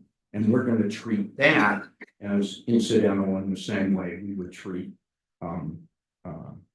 the requirement to get a driver's license in a bookstore. So whether because of the change in the composition of the court, you will see some people attracted to that idea. And then you had Justice Scalia originally, who others may think got it right, which is there just is no First Amendment right to get stuff from commercial pornographers. And some people might have sympathy for that. And then true originalists might ask if there is any constitutional right to get pornography at all. The court now, and it has a very modern test that is very strict about what adults can be limited to viewing in terms of sexual material, but not clear to me that at the time of the framing, the test was so strict. So that would be the argument about why the court might be more receptive to Texas's argument. At the end of the day, I think the court's just going to go with precedent, which is pretty clearly in favor of the petitioners, and apply strict scrutiny and send it back. So can I ask, could you see a world where they treat age verification in the adult content context differently than they treat it? Yes, definitely could. being treated differently because the fears are magnified and the deterrent effect much larger. Okay, so I just want to mark this historic moment in which Aaron and I agree 100%. We're co-counsel in the case. And it does rest on ACLU versus Ashcroft and ACLU versus Reno. I would just add a couple of things. One is that the law in Ginsburg did not impose any requirement that a bookseller check anybody's age. It just said if you knowingly sell this material to a minor, you're guilty. Didn't require you to verify anybody's age. So that's a difference. And that's why the case involved only minors' rights. The bookseller was asserting the rights of minors because the law didn't actually require him to do anything vis-a-vis adults. Didn't require him to look at a license. And then secondly, I think there's just a very, very, even if you would say, well, they might uphold requiring adults to show a license, you know, in the real world, there's just an obvious and huge difference between doing that in the real world and doing that online, which creates a digital record, which is, you know, even if the law says you can't hold it and doesn't say you can't transmit it, we all know that there's been lots and lots of this kind of information getting out, and so people are going to reasonably feel that they don't want to expose that information, especially when it's about getting access to material that in the very same law, Texas requires sites to put on a warning saying, you know, reading pornography will, you know, make you grow hair on your hands or something like that. So I think, and it's true this is a different court, but I think it's a very pro First Amendment court. Many of the victories that the ACLU has had in the Supreme Court over the last several years have been First Amendment cases, and I don't think we've lost any First Amendment cases.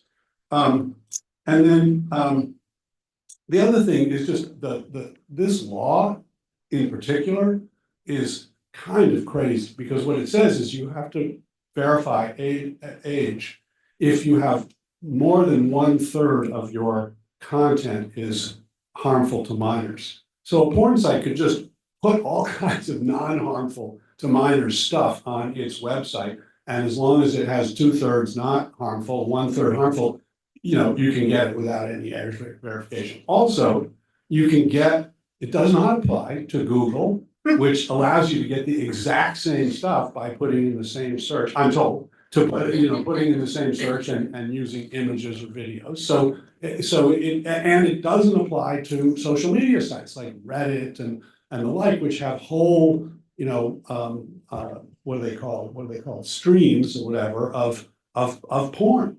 So it's a law that is clearly denying that speech that the state doesn't like, that is constitutionally protected, and I don't think the Supreme Court's going to disagree with that, and imposes serious constraints on adults to no good end, really, in terms of protecting kids. Kids know they can go to Google.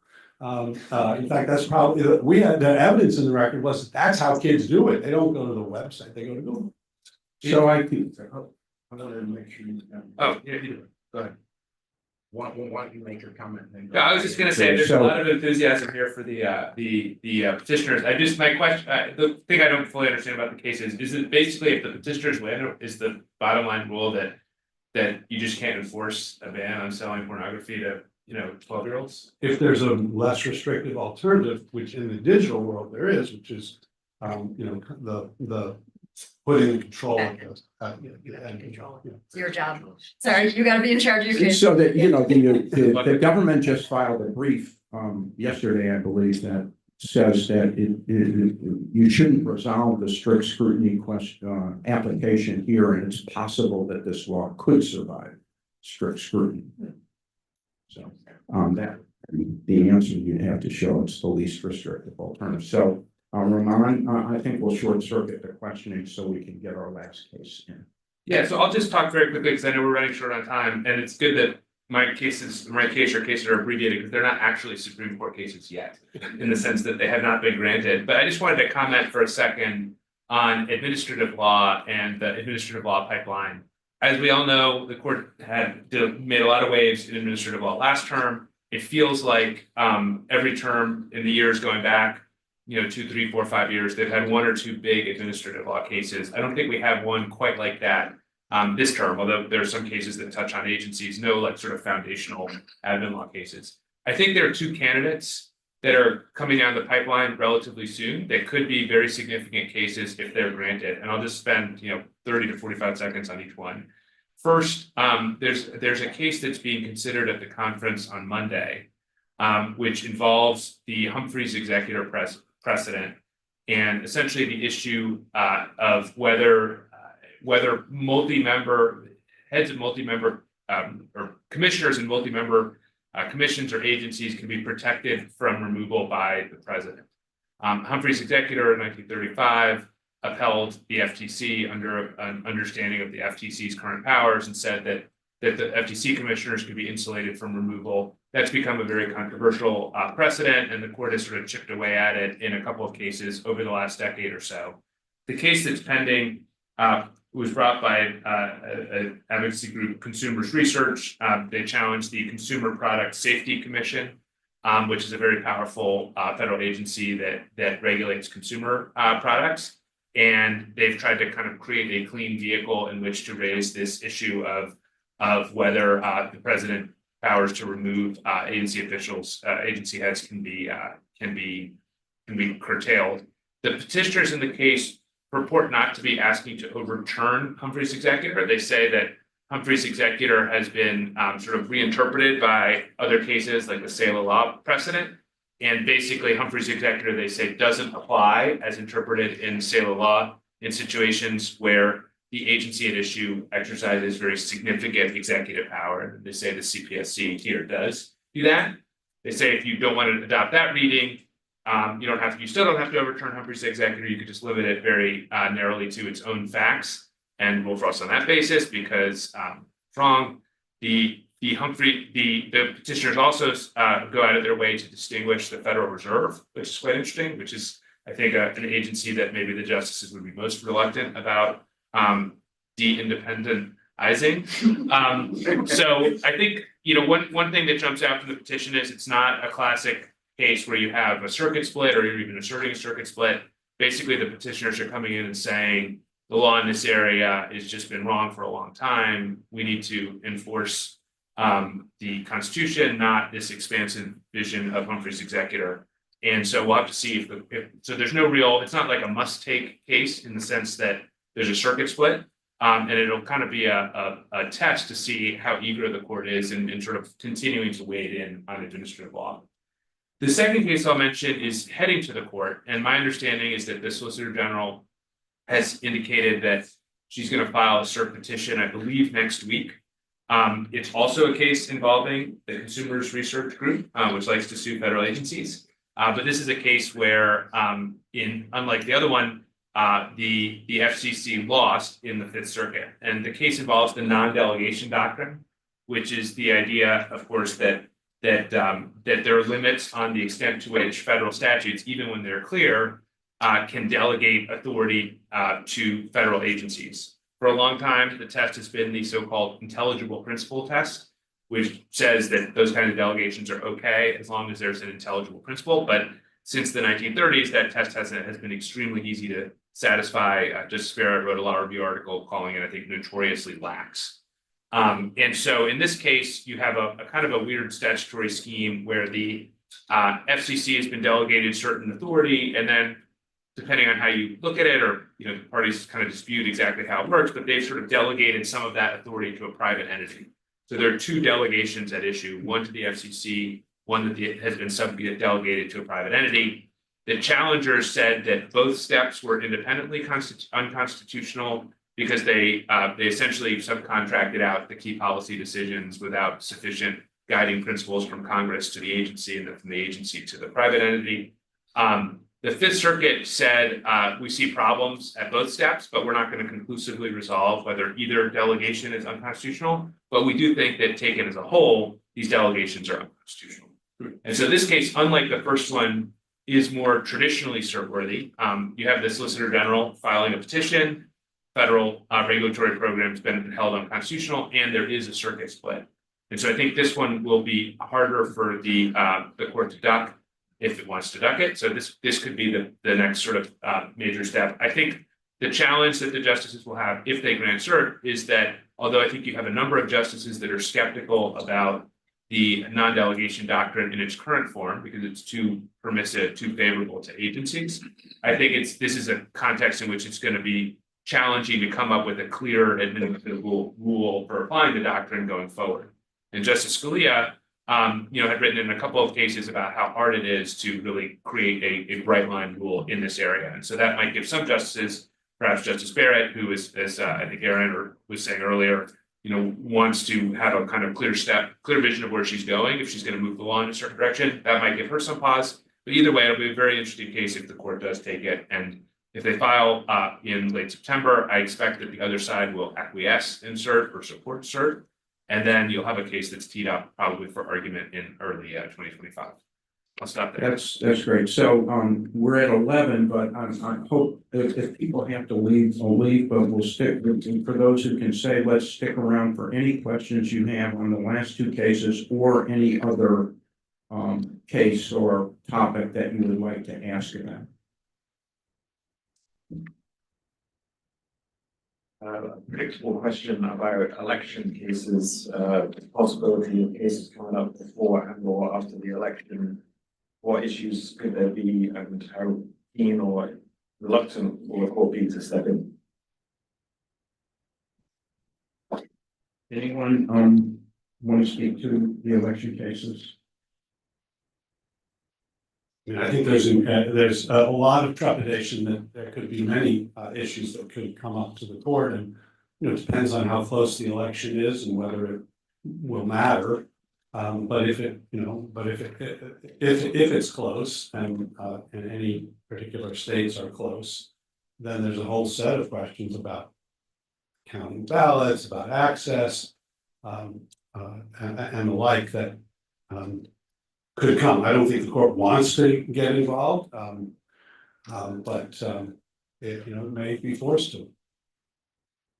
Yeah, there's also just on the before and after, there's been some cases trying to tee up the question that the court left kind of open or invited in Morley Harper a few terms ago about the Supreme Court reviewing egregious applications of interpretations of state law by state Supreme Courts. Montana has a petition they brought raising that question, and they made the decision not to do it in an emergency posture and try and do it before the election, and specifically kind of said to the court, this is a nice opportunity for you to actually resolve and weigh in on this question, not in the context of a time pressure election. So that's pending, but will be on a normal schedule and something they consider toward the end of the term. Whether they actually want to answer that question at all, I mean, I have no idea, or whether it's more we want the threat to be out there that like maybe one day we'll do it. But that has become a bit of a longer term in conscious with the things that are going to come up just because of the nature of this election. One of the bigger things out there is, is there a role for the Supreme Court to step in as more of this as the project of constraining some of these doctrines in federal court has moved some of these cases more into state court. Is there going to be a meaningful check when it comes to state courts interpreting state law? I would also just say that, that this court has to understand that its institutional legitimacy has been challenged. The, amount of focused attention on the court is unprecedented. And I think it's, very much a reflection of unhappiness with some big decisions that the court has issued. And so for it to get involved in a close election and vote on party lines to decide who the president is would be a disaster. It would be what they did in Bush against. It would be what they did in Bush versus Gore, except where the country is already primed to be very critical of this court as partisan. So a worse situation. No, they've been trying to clear these issues out for like 3 years now in hopes of Not making being as small as they can the universe of possible things that are still unresolved, but in this election cycle. Next question. Hi, I'm Josh Gerstein with Politico. Lawrence stole my question, so I'm going to jump back to another topic from earlier about the transgender treatment ban case. David, you leaned in pretty heavily to this issue of the parents. You kept saying the parents are involved in the case, the parents. I thought that was pretty interesting. What role do you think that actually plays in the case? Is it just a leitmotif or is it somehow directly relevant to the case? And given the fact that Trump is out there at the moment trying to gin up fears among parents that their kids are going to be transitioned by the medical establishment without their consent, how different would this case be? And perhaps Aaron, you can address this as well. If the law said that you need some kind of super consent for this type of medical treatment from parents when you're talking about somebody who's under 18. Yeah, so the issue about parents being able to decide with their doctors what the best treatment for their child is really a substantive due process issue. We challenged it on substantive due process grounds. The court didn't take that question up, so that question is still out there. So I don't think it's doctrinally relevant to a question of what standard of review applies under the Equal Protection Clause. But I do think it's a powerful fact in the case that the state is here interposing itself into this very intimate decision about that a parent makes with their child, consent of both, and that it's a categorical ban. It's not, as you suggest, a consent requirement. Consent is provided, and it's informed consent, and it's required under all the guidelines that govern. This is about banning that when the parent, the child, the doctor, fully informed, have made this decision when the risks of not having the treatment are significantly greater than the risks of having the treatment. And nonetheless, the state comes in and steps in. So I think it's an important factor sort of atmospherically and to the substantive due process question, not to the doctrinal question of what standards should be. And I think that's right. I mean, I as with so many aspects of these cases, I think a lot just comes down to your framework. And if you process it through the lens of interfering with informed consent decisions by parents, or you process it through the lens of, look, parents have never been able to demand that their children get treatments that the state has determined are dangerous and harmful. And it's so much as like, which perspective do you come at this from? And I think that's why I didn't take up the question, because it'd be pretty aggressive if you actually kind of think of it through that lens to say, no, parents can do that. And it ends up being a little bit more of an atmosphere for purposes of these cases. Talking about what's down the road for this term, the TikTok case, there's kind of a time limit on that. Do you think that'll go to the court? And also, do you think that'll force them to address either way the ideas they were sort of playing around with in the net choice cases? So I think the TikTok case will end up on the emergency docket. Almost, I don't want to say certainly, but high probability that it will end up on the emergency docket. Hi, Catherine Paul with CBS. Thinking about the sort of sleepiness of the docket this year, the fact that it's not as heavy with the hot button cases that we've seen, especially last year, but really the last few years. Do you think that's a reaction to that the board is trying to step out of the limelight a little bit, or just an anomaly and a function of what got presented to them recently?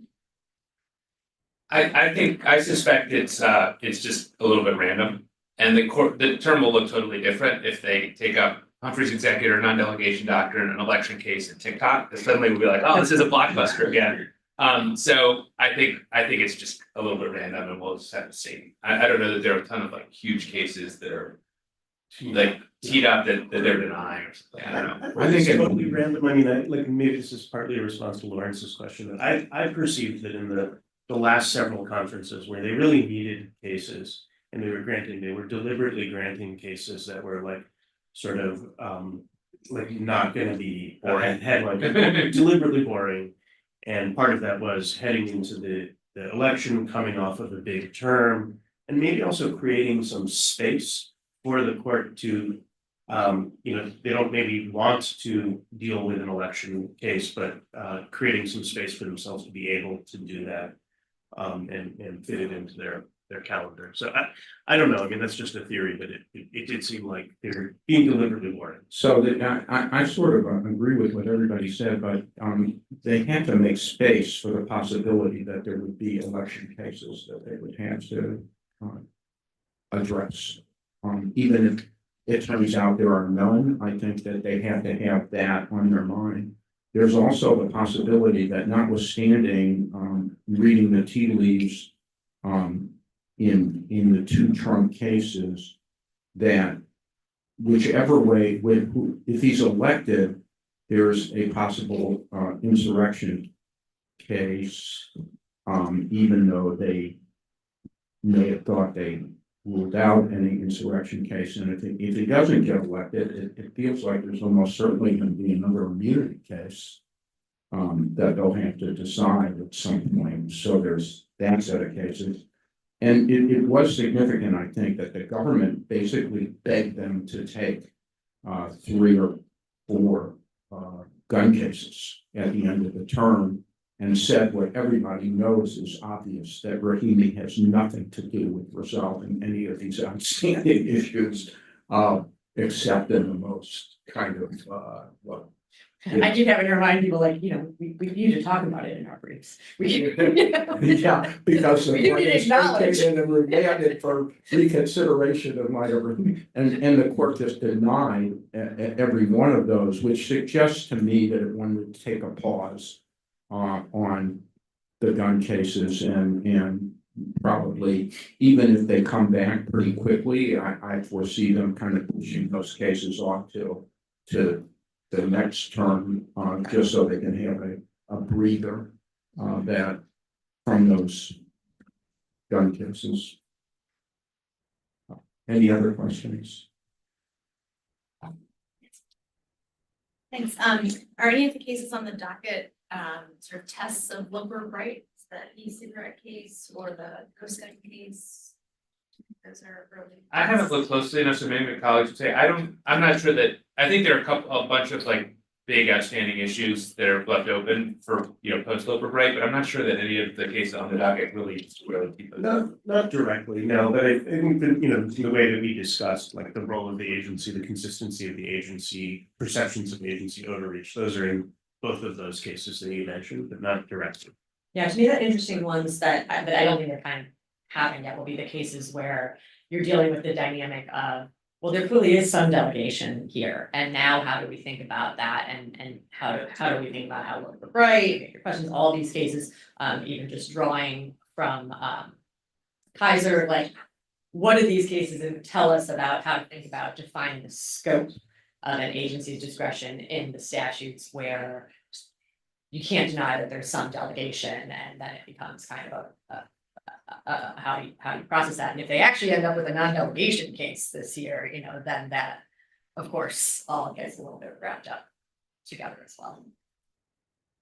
All right. Thank you, everyone, for coming. Thank my panel. Great job.